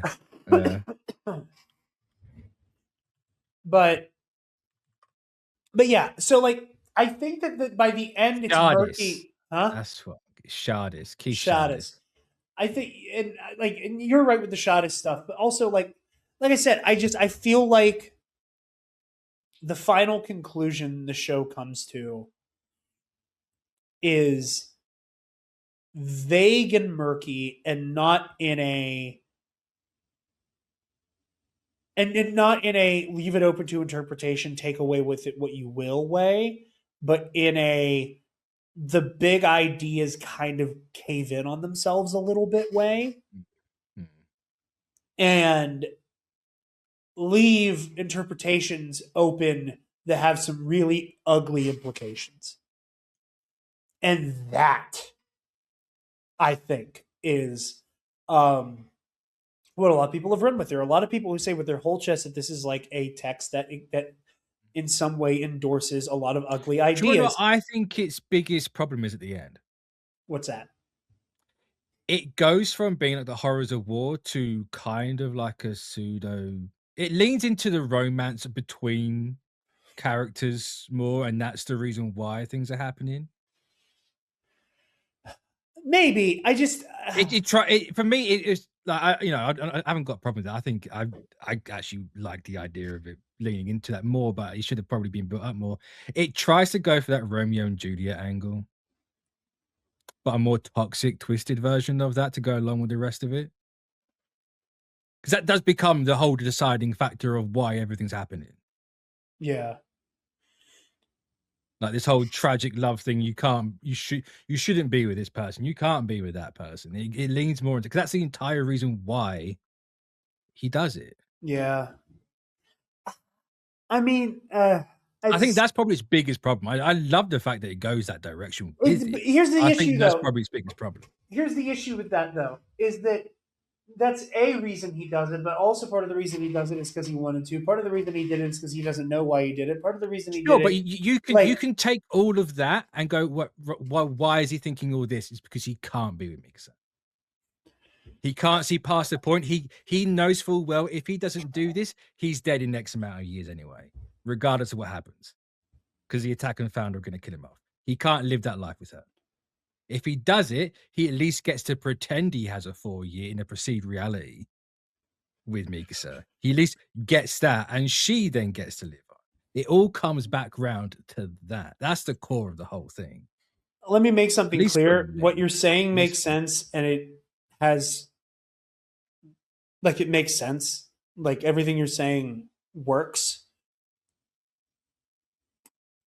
I don't buy it. You know what I mean? Like, I don't see it. That's kind of what I was getting at. Like, it has this through line of those two throughout the entire thing. It's always there. It makes it so fucking obvious. Right. Then you have the bit with Dina Fritz. She goes to advance, he punches Dina Fritz. Does the whole founding Titan coordinate thing straight away. The last actual episode, What Am I to You? It needs more of this element in it, I think, to really justify how it ends up. Because it wants to end up on that angle. Because it is the reason why Ymir, again, it's why Ymir does it. It's why Eren's doing it. So it all boils down to that. To talk about one last thing before we wrap up. I still don't think, because again, the worst case scenario thing that I really didn't like, and that I think is the gateway to it all being justifiable because humanity needs to be destroyed to be okay. You didn't want mustache twirling Eren Yeager. I did it to save everyone and be there. Therefore, you're the hero, but I'm really the hero, sort of thing. Yeah. Yeah. Which I don't think he does. Except for the fact that he said, you know what I mean? And that's part of the issue with me with Eren. This is what I was trying to get into last week. 15 different fucking explanations. Like, that one is so glaring and is like so like. That one is so full, but I think it's the worst outcome. Have you might not buy this entirely. Have you heard of the whole hair symbolism? I've not heard of the hair symbolism, no. Right. The longer this is straight from Isayama. The longer Eren's hair gets, the more he's giving up living.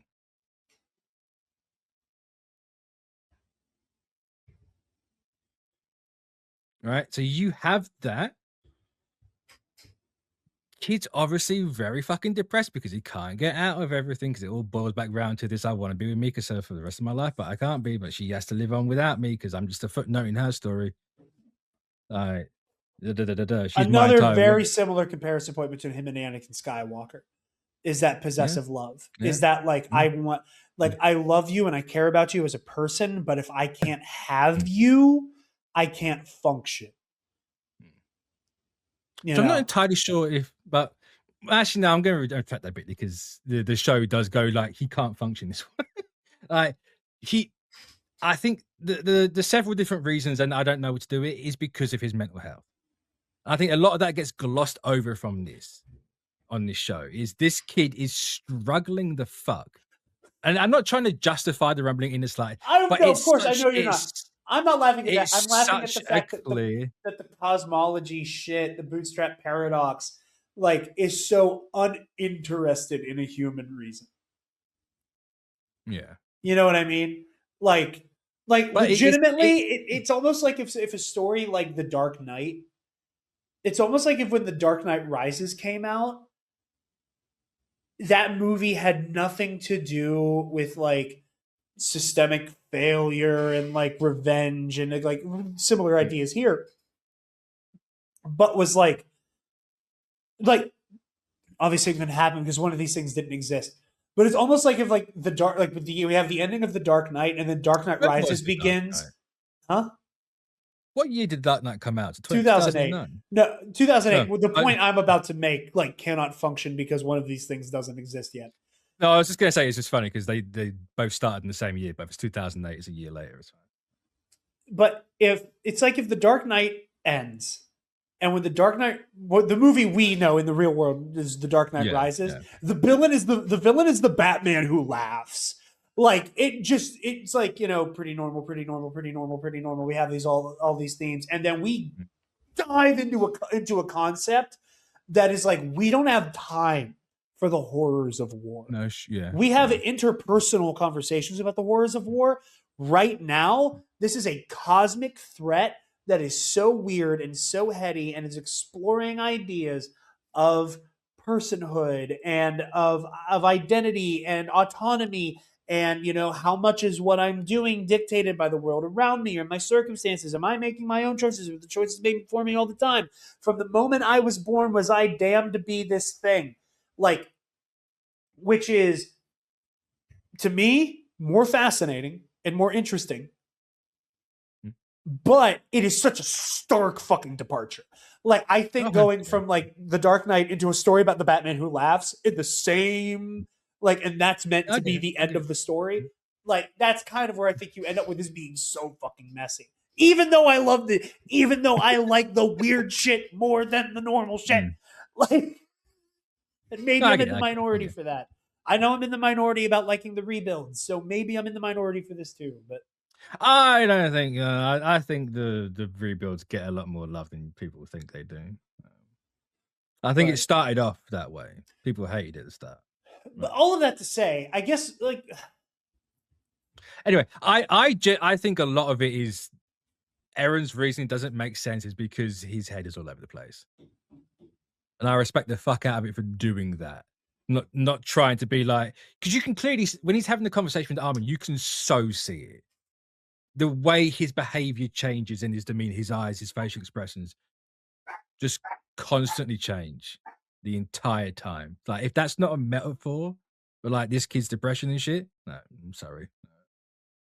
I think you have to factor that in. He doesn't know how to express it because he is also just sheer panicking. He knows he's at the end. He's nervous. I think part of it, like, I hear what you're saying, and I don't disagree with you entirely. I think for me, like, again, like, I just had so much of a takeaway from him of,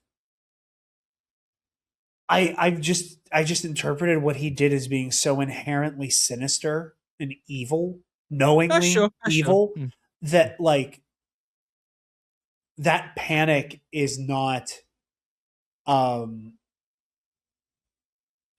him realizing that none of this made sense and that he's all over the place because like it's all coming crumbling down and all the excuses he made up don't work. it's like, oh, this is somebody who said he was about that shit, realizing he was nowhere near as about that shit as he really thought he was. You know, like to make a Star Wars comparison, and I argue with people about this all the time. Shock. The Darth Bane novel trilogy from Legends, which I highly recommend. Highly, highly, highly recommend it. Someone read it. I ain't gonna. TBH. Sure. But TBH. When we get to the third book, you know, and like Bane has implemented the rule of two. As far as the greater galaxy is concerned, the Sith are extinct and they all died on Ruusan.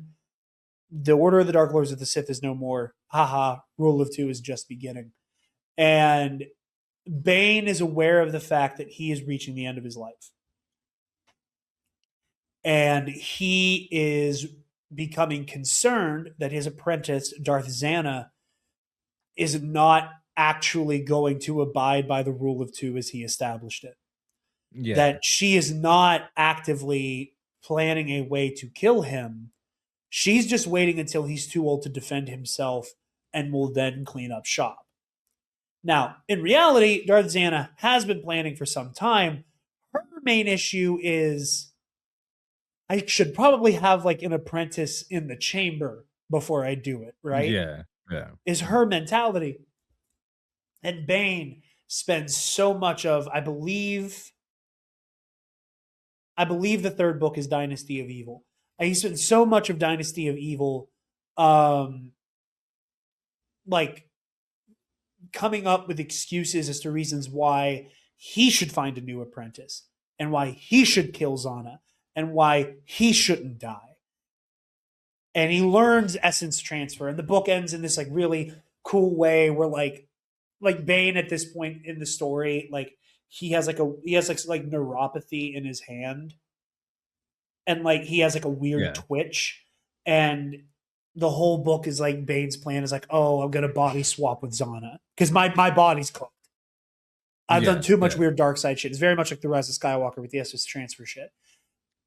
And after a huge climactic battle between Zana and Bane, he's killed. And Zana seems like she's Zana, but her arm won't stop twitching. And there's there's this weird implication. They never quite land on whether or not Bane pulled it off. You know, by the end of the day, it doesn't really matter because we all know this ends with Plagueis and then Sidious and then Maul, Tyrannus, Vader, whatever. But I have always said, all that to say, I have always said that to me, Bane is not legitimately worried about Zana. Yeah. Bane realized that the rule of two existing means he needs to be killed. And if the Sith want anything, it is eternal life. It is to exert their desire and their will and their worldview on not just the galaxy, but nature itself. And when you're 30, creating this weird suicidal death cult to preserve the Sith sounds metal as fuck. And then you're 60, and you're 60 or 70, and you've destroyed your body with all manner of weird shit to preserve your life, and you know you're on death's door now. And she can strike at any minute. I don't want to go. I went somehow, some way, when the Sith Grand Plan does come into effect and we destroy the Republic from inside and eradicate the Jedi, I want to fucking see it happen. Because I deserve to. And I say all of that to say, when Aaron has his meltdown... There is a bit of that with Aaron, yeah. When Aaron has his meltdown, all I hear is Bane. But all I hear is Darth Bane. People what? say that I'm wrong. People say that like Bane legitimately believes Zana is gonna fuck it up. And the Bane is like that. He may be incorrect, but he is justified in his belief. I'm like, no, he's selfish. It's the whole point of what these people do. I think the difference though with that and Aaron, I get exactly what you're. Why? Because there is a little bit of there. You are completely missing for the reasons for why that's happening. You had what was he at the medal ceremony? 15, 16?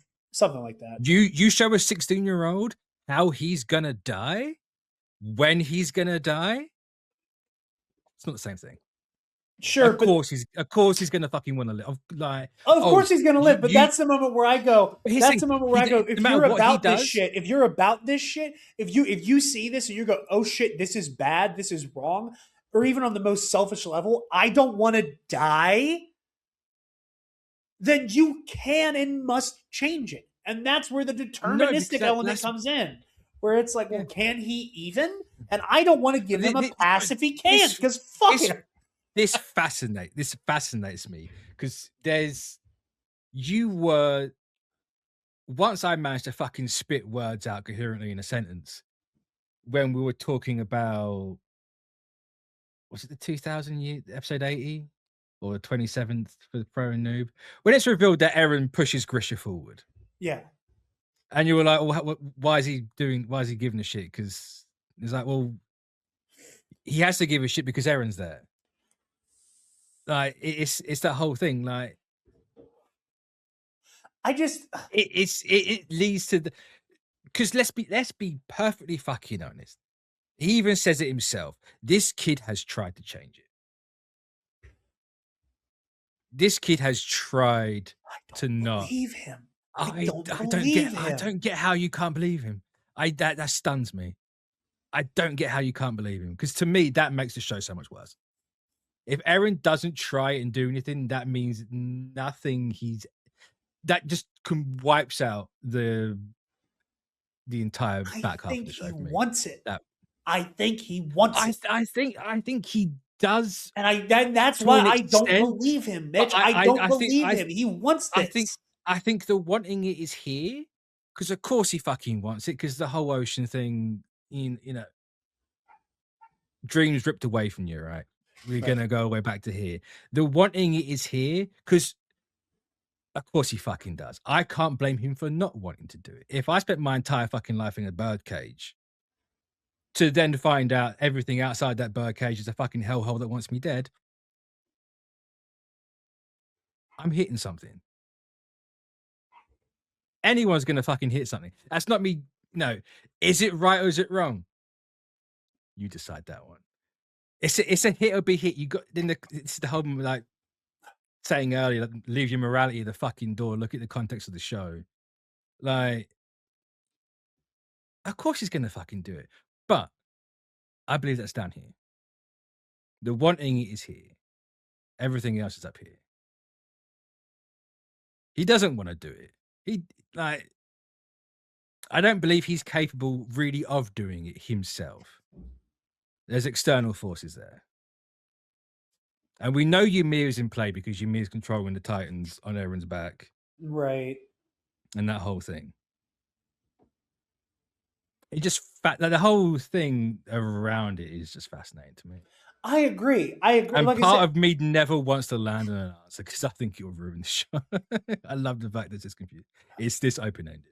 But this is why I get to the whole Evangelion bit. Like, he is just Shinji. Him and Shinji do the exact same fucking thing for the exact same fucking reason. Both times. Arguably, 3 times. 4, technically, because of anima. The rebuild arguably is more of an Eren, because he chooses to say, fuck everyone, I'm saving Ray. But in the original Ava, it's not an inherent choice he makes. It's a subconscious choice. But there's still that child soldier that's pushed into that. Eren Yeager is what happens when Shinji knows he's about to do something like that from the original, and he can't get out of it. He absolutely would have tried to find a way. He even that's why he's crying to the kid. He's not begging him to give him permission. He's just like, genuinely, I heard that mocking tone, asshole. That wasn't me being mocking. No, because that's exactly what I said last week. Is that he wants? I know that's he wants why to absolve himself. That's why I brought it up. It's not at least for me. It's not because he's trying to absolve himself. It's that fear of, I can't talk to anyone. It's kind of too late now. Like, he has to apologize to someone that's going to be like ground zero for this shit. And it just happens to be that kid. That's my takeaway of that scene specifically. But as a whole, I think Eren Yeager's far more fucking complicated and far more willing to actually keep life going on than just like, oh, I he's a wish bad we guy. got it. I don't know. I guess my big pushback to that, not necessarily your argument, but just generally speaking, is that I wish I got to see the ways he tried to change it. I agree, Because but I think that's not what the story. I think that you wanted from something from the story that he doesn't need to give you, right?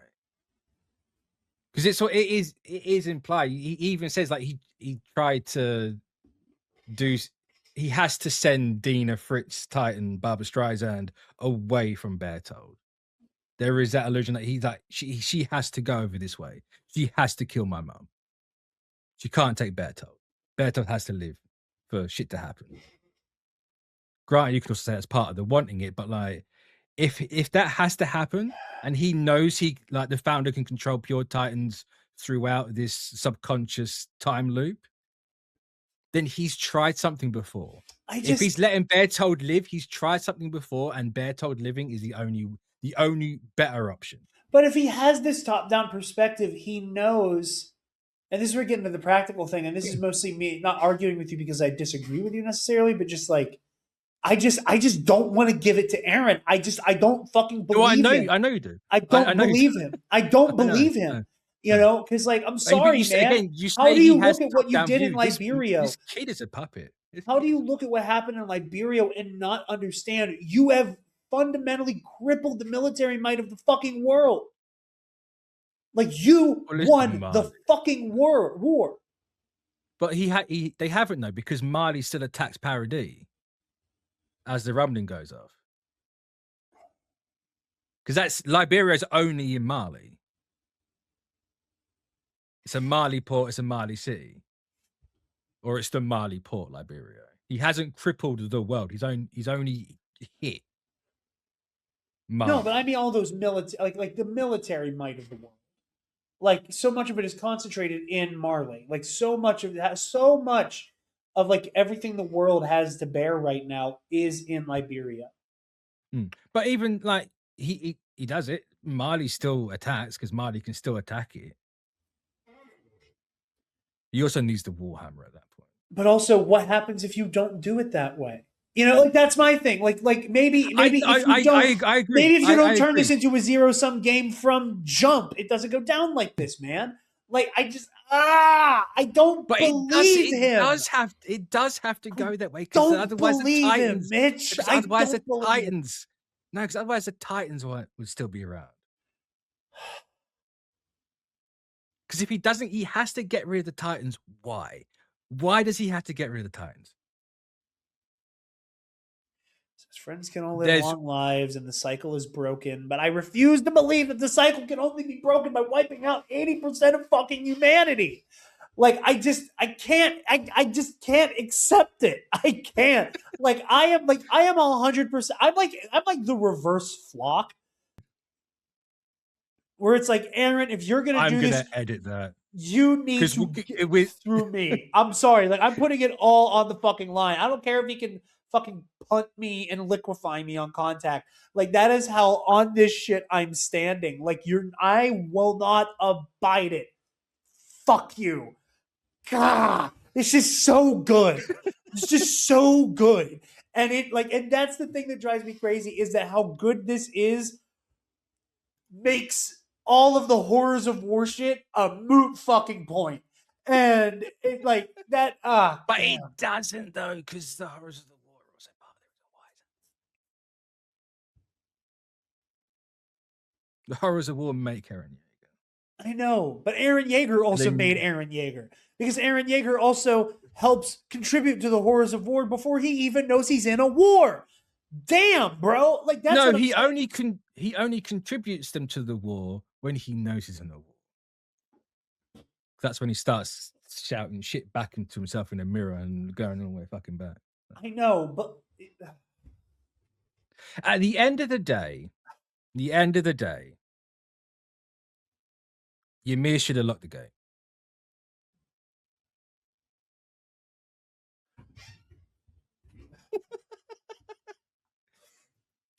I don't want to pin it on Ymir. I don't want to be. I can't stand pinning on Ymir because it's not Ymir's fault in the slightest. It's not even technically Fritz's fault. It's the guys that caught Ymir and blamed it on her. But butterfly effect.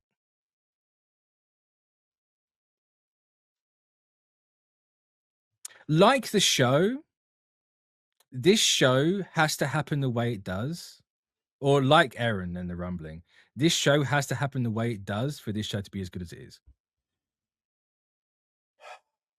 It's really good. It's really good. My issues with the ending maintain. I don't believe Eren Yeager.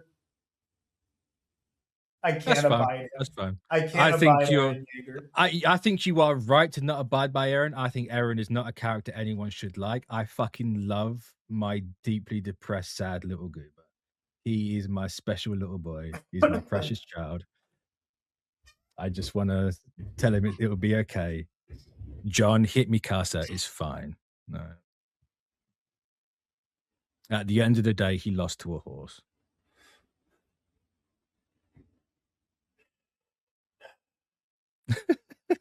So, just mild nitpick. I know I've joked before about liking when Armin gets a little fucking psycho mode. The whole like, oh, don't worry, Bertold, we're taking great care of Annie.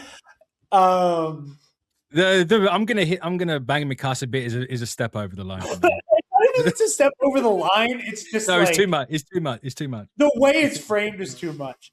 Like if Armin was like the smile looking off into the distance, like that's no, because obviously at that point he's doing the same thing because obviously he wants to get answers out of it. No. He knows he's doing. Although it does bring me maybe my favorite moment and one of the moments I felt so seen by is him going. I didn't think you say something so pathetic. That's part of the reason why I was not budging last week about this show doesn't glaze Eren in the slightest. The show fundamentally makes him out to be this pathetic little creature. But it also makes him a victim. It also insists that he's a victim. I mean, I'm not going to deny it because my whole argument stands on Eren Yeager is a victim. That goes with the whole slave to freedom angle. Eren Yeager is a victim of shit. There's just a part of me that feels like he's getting let off, and that's the part that I just can't abide. I'm like, no, you don't get a pass. Fuck you. But he never got a pass. He never got a chance at that. He doesn't even see. You know what? He doesn't even seem guilty. Oh, that's such. He seems no. I think part of what gets me. That is you going. I refuse to be wrong about Eren Yeager. No. I just had a. This man is guilty as fuck. I know. I don't get enough contrition out of him. Because so much of it is me. I want to be with Mikasa. I don't want to die. I don't want to. So much of it is so goddamn myopic. The word I've used to describe him since Jump. And it's a very good word. And at the end of the day, I don't see enough contrition from him. I don't. Like when it's all said and done, I feel like there isn't enough of him going, what I did was horrible. I mean, he's kind of dead. I don't. I want his little fucking goober head. Jared, he gets beheaded twice within like several days. Also, I'm not going to say what I was about to say because I don't mean it. I was about to say like, oh, that's too quick. I don't mean that. No, you shouldn't mean it because it wasn't quick. Because I don't know. Because so many people say, and I completely forgot and I completely missed to do it myself, like to check myself, that his eyes are closed the entire time.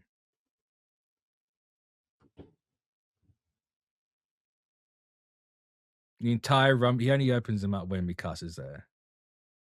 Then he instantly closes them again. If that's not guilt, I don't want to look at what I'm doing because I fucking hate this. I feel really bad about doing it. Do you have any idea how much that makes me angry, though? Like, just 100%, yeah. Just who I am as a why person. And again, I want to make clear, Aaron is a fucking amazing character. Like, amazing character. Oh my God, is he compelling? I hate his guts, but he is compelling. Like, do you have any idea how badly I want to grab him by his face and shake him and be like, no, you don't get to close your fucking eyes. You don't get to look the fuck away. No, he doesn't. Get to do that. You don't get to not live in this. Fuck you. You are correct. But that is a response to it. That's him feeling guilty. What? Well, the whole thing is like, you don't believe he's guilty. It's like, no, that's your response to him saying, oh, you don't get to do that. It doesn't mean he doesn't feel guilty. He's doing it obviously because he does feel guilty. But saying you don't get to do that doesn't change. What you're doing now is what Taylor was doing in Infinity War with Thanos. And you're on the opposite side of the fence. I think that was wildly different. I see the comparison you're making. I don't think it's apt at all. But end of the day, whether you think he gets to feel it or not, Eren Yeager felt guilty. Because of course he did. But if you feel guilty, then don't let it happen. Like, you know what I mean? Like, I don't know. But he hasn't got the choice. It happens. I think at the end of the day, what I can confidently say, my biggest complaint is that I wish I got to see more specific instances of Eren going, what if I do this? Okay, what if I do this? Okay, what if I do rumbling stuff? What if I do this? What if I do that? Ah, shit, parody gets destroyed. Okay, what if I do this? But I wish I got to see more of that specifically so that I could at the very least feel sympathy for how it was always going to go down like this. Like, because right now, to me, I see somebody who wants annihilation, who wants to be the most important person who ever fucking lived. I see somebody who craved adventure, who hated the bird cage, not because the world hated him, but hated him because he was in a fucking cage and felt small because of it. And now he can be the biggest goddamn thing on the planet. And he loves that about himself.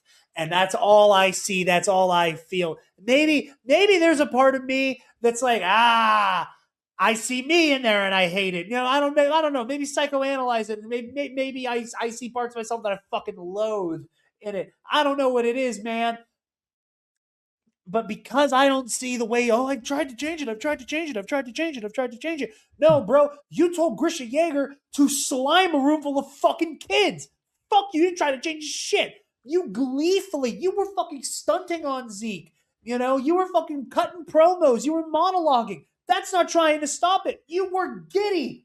Fuck you. Like, I needed more. I fundamentally, I think this ending goes down a lot smoother for me, and I can understand and appreciate it more if I could see Eren trying to stop it. I get you. I do think if I had to ever add one thing into the ending, it's the conversation with Armin. I wish there is like 5 minutes of that. Like, even when you get to the Bertold, like, why isn't Armin asking why? I get at that point when Eren's saying it, he's a bit more unhinged and the mind's going, because again, it's where if you're living everything all at once, you're going to have the emotions of everything at any given point. You've just seen your mum die again. You're reliving that moment that kickstarted everything like it happened 6 seconds ago. I think also part of the problem is Eren's characterization through season 4 is this like cold, calculating mastermind, and it does not seem at all like somebody who is haunted by choices he already knows he can't undo. I think I agree with you for the first time around. I think once you look at how he starts acting a second time around, it's so blatantly obvious this guy is like not in control of anything. He's just making shit up to get stuff to work. Maybe I just, when I watch it this time around, all I get is that Thanos like burdened by glory, or I know Loki says burdened with glorious purpose, but Thanos says something similar. about being like not the burden with knowledge, but like he's like, oh, like I really don't want to have to do this, but oopsie He's the poopsie, only I'm one a with the god. will to act on it. There it is. Which, granted, the only one having the will to act on it is the reason why Ymir chooses Eren.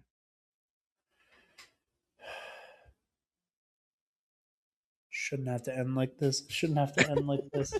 I don't know, man. Maybe I just like it shouldn't have to end like it. Eren Yeager is a poor little goober who deserves just because I'm gonna end. This is the last thing I'm gonna say on this. And this is why Armin apologizes. His entire life was taken away from him from the start. Despite not knowing the world at large, he's been used every step of the way. Season 1, 2, and 3 is the Survey Corps, is the Scouts, is even Armin using Eren as the savior of everything. I don't disagree with that. Like this poor little fucking, like, of course Armin's going to apologize because he's, again, you can go, oh, it's the scene in the book, but sure, but it's also everything else afterwards. Because Armin even does apologize for that in the past. Like, we pushed you too far. Yeah. And they kind of, you've made the thing you dread by a complete mistake. Eren Yeager is the tragedy of that is Attack on Titan. I don't think we'll ever see anything on that level again in our lifetimes. It's just too fucking good. There's too much. You can take too much to it. You ignore everyone that's like, yeah, I'm a left wing, not left. Freudian slip. You know, like, you know what? I'm gonna both sides it. Fuck everyone. You know, I get why Eren Yeager's done. Would I want to do it? Not particularly. I think that's part of the reason why I feel like what I do about Eren. I wouldn't want to fucking do that. If I found out I was gonna do that, I wouldn't want to do that. Can't stop it. I'm gonna. My brain's just gonna shit itself. Yeah.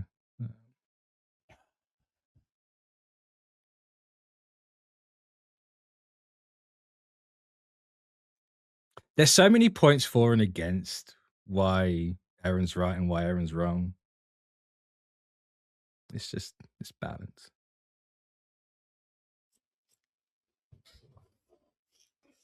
Damn. Do you know what I think you should do? Don't do it straight away.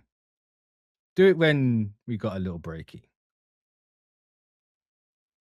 Because you haven't got a break coming up. You've got to double down on your stuff.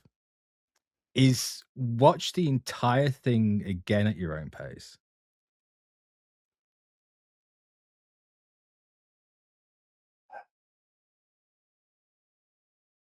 No, it hasn't got to be now. Hasn't got to be next year. Hasn't got to be whenever. It can be whenever the fuck you want. Just make sure you go through Attack on Titan again.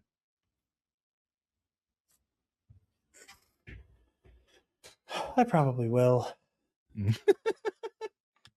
Because it's one of the best shows ever made.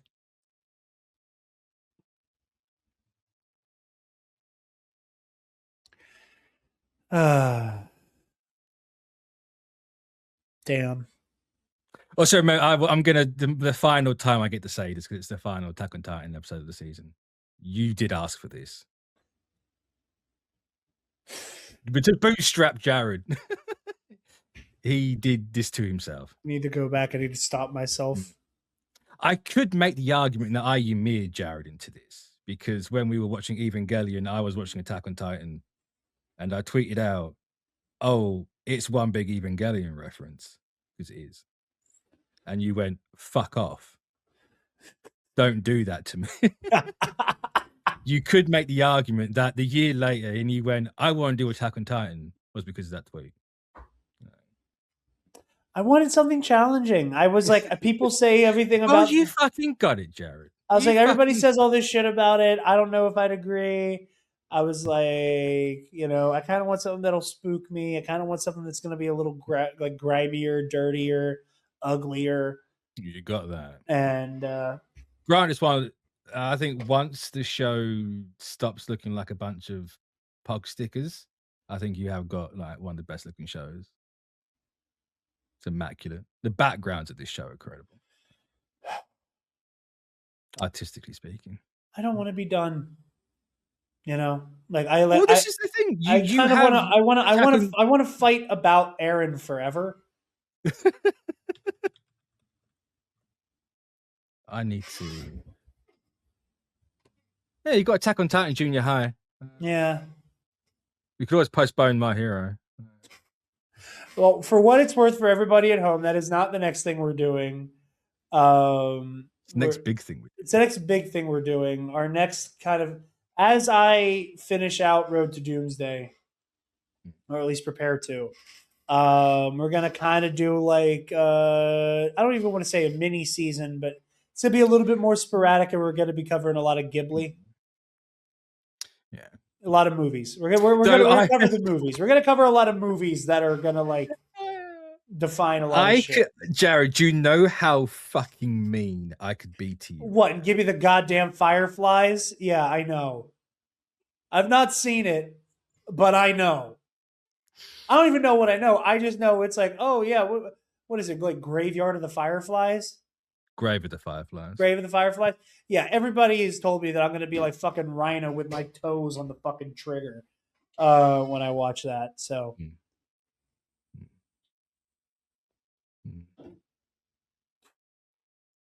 Because it's not technically a Ghibli movie, but Miyazaki worked on it. It kind of is a Ghibli movie. I don't think I really want to watch it for the fourth time. People who have seen it and gone like, "Why the fuck have you watched it 3 times already?" See, but I'm also in such a place right now where I'm like, I'm just so full of rage about Aaron and like the narrative letting him off. The reason why I don't think we should do it straight away. I think that should be left. Well, no, I'm saying like I'm so full of rage right now over me feeling like the narrative is letting Aaron off the hook, is that I'm in full like, I hate you, let's die together, and I just want to be like, we're watching Fireflies, jump off the cliff together. If you want to start with Grave, absolutely not. I want to watch Akira. I want to watch Akira. All right, watch Akira. Which I know you said, like, I know you said privately it might be like Akira, Ghost in the Shell, and then like Ghibli, Avengers comes out. My thing was Akira, Ghibli, like Ghost in the Shell, Ghibli. Probably Ghibli for the rest of it, unless we go back and do Perfect Blue, make up for Halloween. Yeah. And then Ghibli again. No. For however long Jarod needs. Yeah, so this will be a lot of movies for a little while, but eventually we'll come back, and the next big thing once Road to Doomsday is wrapped up is that I'm not getting away from Cape shit ever. This will be My Hero time. I kind of want to change it. I'll be perfectly honest. It's up to you, man. You know how much we're gonna do it, but you know how much I fucking resent Chainsaw Man Dan not being this year. Yeah. No. If they were next year, or no, they are next year. The fact that they're next year is like, okay, it softens the blow that we can fill in a 6-month plus gap with My Hero. It's totally fine. But yeah. Some movies, you know, that the way with how far in front we are, spoilers, it is the 24th of February. This is the first day of my existence knowing that we're getting a new Evangelion anything. Yeah. Can we just talk about the fucking time loop for me specifically? Is it at the exact moment? This is my life as an Evangelion. I can't get away from. No, I mean, for me, as I jumped in it toes fucking first, in fairness, but the pro and noob experience is everything we have done has happened in the shadow of Evangelion, and in the shadow almost the shadow of Attack on Titan. And you going, hey, we're going to start with this thing because if I only do this one time, I wanted to be with this. And again, I cannot understate how honored I was by the fact that you chose me to be your co-host for this. And I'm still honored by that. And I want to thank you again at the end of you bequeathing me a wonderful, wonderful story that gave me so much to think about, that has deeply affected me. Made me feel a lot of things. I thank you again for sharing art that you love with me. I thank you for trusting me to be your co-host for this. But the way you were like, if I don't have it in me to do this ever again, I want to do it one time. I don't want to do it with you. And I was like, fuck yeah, let's do it. And then Evangelion broke my fucking brain. And then everything we've done has been like, you know, we said, you know, I don't want to do the Boss Baby thing, but this movie reminds me of the Boss Baby. But you know, we've had all these conversations, and just it's funny is at the same time that a part of me was going, you know, if I find the time, I might try to rewatch Ava. That's funny. And then the announcement happens, and I'm like, I'm fucking Dr. Manhattan on the pink moon. Just oh man. Was that before or after you asked me if it was real? That was me. That was during me asking if it was real. Well, the first thing I saw a post about it was like an article from a website I had never heard of before. And that's my default funny. Is like, oh, there's no way. And as I was sending it to you, I got the IGN notification and went, oh my God. And I freaked out. I have been living as an astral projection for 3 days straight. It's I've never felt more like Eren Yeager than I have now. You should get ready for us to jump somehow we were going to jump feet first and head first at the same time when we have Ava back. Which I can't believe is a thing. I can't believe it. I can't wait. I can. Part of me can, because, you know, we talked about it when we're doing it as well, that Arno, like in 2016, when, yeah, I kind of, you know, I'm going to wrap this up and let someone else handle it. I wasn't expecting it this fucking quick. It's been 4 years and they've announced it. This shit's coming out within a year or two. That's crazy quick. That's not even end of Evangelion to fucking Rebuild 1. That's half the time. That's crazy work. Yeah. And it's people are like, oh, it's got to be different characters. No, fuck off. It's got to be the same. I don't give a shit. This ain't Gundam. I don't know what to expect. I don't know what to expect. I know we saw a cello and a piano, and that has a lot of baggage. So yeah, because that's their instruments. I know. That's what I'm saying. This is why I don't get people going, oh, it's got to be different characters. No, the fucking first thing you see is a fucking cello. Of course it's Shinji. They're telling you it's those four. It's right there. We'll fucking see, man. We'll see. But Yoko Taro, I know you're not going to let me down. Don't let me down. I started playing the Nier games just because I was like, I need to know what this guy's deal is right now. You should go play Drakengard because they lead into it more. Because Nier's the spin-off. I heard that. I also saw that Nier isn't even like that. Nier is the outcome of ending E of the Drakengard games, and I was like, this is the thing. I'll just jump in here. The Drakengard games. The influence of Evangelion on those games, or that whole thing, is Drakengard is just Evangelion. Near the first one, there's a lot of Evangelion, then Evangelion kind of tapers off as it gradients off. But I kind of want to go from Drakengard onwards, personally, but I don't know. All I know is the only bit of Nier I've ever played, it is canon, factually canon, is the Shadowbringers raids in Final Fantasy 14. It's the only part of Nier I know. You want to know what's really on brand for both of us? You know what the only bit of Nier I've ever played is? You know it from Soul Calibur. Soul Calibur 6. 2B got added to the game. I'm like, oh, who's that about? And then I used her fighting style to make Iron Man. I can see it. No, I really want to play it. I don't know why I never played Nier. I feel like I betrayed myself as a human being. My character is called into question by myself because I haven't played Nier yet, because that shit is me all over. But especially with the whole Evangelion stuff. But I'll get to it before the big bag Beetleborg that is Unit 1 is on screen. Anyway, where or when, depending on your perception of reality.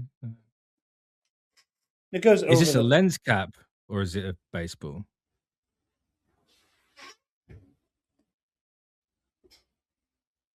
That is the Epic Confrontation Singles Championship belt. Oh, I know he's lying. Anyway, where? It's over the heart, right? What, that? Yeah. Yeah, it's over the heart. All right. You guys can find me over at the Nerd Academy podcast, dedicating my heart. You got radicalized right at the end. Yeah, fuck off. It felt right. It felt right. I don't even want to do it now. I'm going to do it. You're saying that while still doing it. I know, because I'm committing to it. And this is more for everybody at home who joined us on this journey. Over in the Nerd Academy podcast, Road to Doomsday, our MCU rewatch show, going strong. Catch me on Luminous Odyssey, the Star Wars RPG show we're doing on all remaining systems. Epic Confrontations, the Star Wars Trivia League I'm in. By the time you're watching this, I may or may not have already played against Scotty and Alden in the teams division, which that is going to be one of the highlights of my EC career, and I can't wait for that. Yeah, and here on Pro and Noob, where I have dedicated my heart to Mitch upsetting 16 weeks. Whatever's happening 16 weeks ago, to you 16 weeks ago. To you? What's the total number of weeks we've been doing this? Or no, it's 32 episodes, 32 weeks. This is 32, so yeah. I already have an episode called from you 27 episodes ago. I love you. Fun fact is the episode where you find I love you. I love you for that. Just like I tried to think. I was like, do I say shows? Do I just have it as the episode name, like 2,000 years ago? And I thought, no, fuck it, I'm doing 27 episodes ago. I love that. But yeah, so thank you everybody at home. Thank you, Mitch. I'll let you take it from here, my friend. You can follow me on the Blue Sky, Mitch692, like, comment, subscribe here. Again, there will not be a break between Pro and Noob because we are 16 weeks in front. So you will just have Akira next week. We'll see. Which I can't. No, we're not gonna see because we're not gonna take 16 weeks to finish fucking MCU. No way. It's gonna take me way longer than that, man. What are you up to now? Falcon and the Winter Soldier. We haven't had a chance to record. Yeah, but you have 16 weeks now. Like, you'll be fine. Oh, to bank shit up. Yeah, fine. I won't be done, but I'll have a little enough of runway to get back into just doing movies. Yeah. Yeah. So in the context of Pro and Noob, there won't be like a month or 2 month break. It'll just go. Boom. But yeah. So like, comment, subscribe. We'll catch you all next time. So. Defend the wall!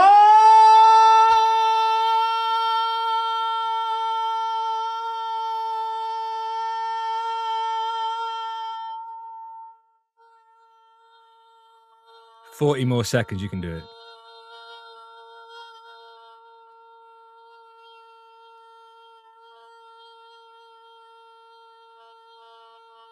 $30 seconds.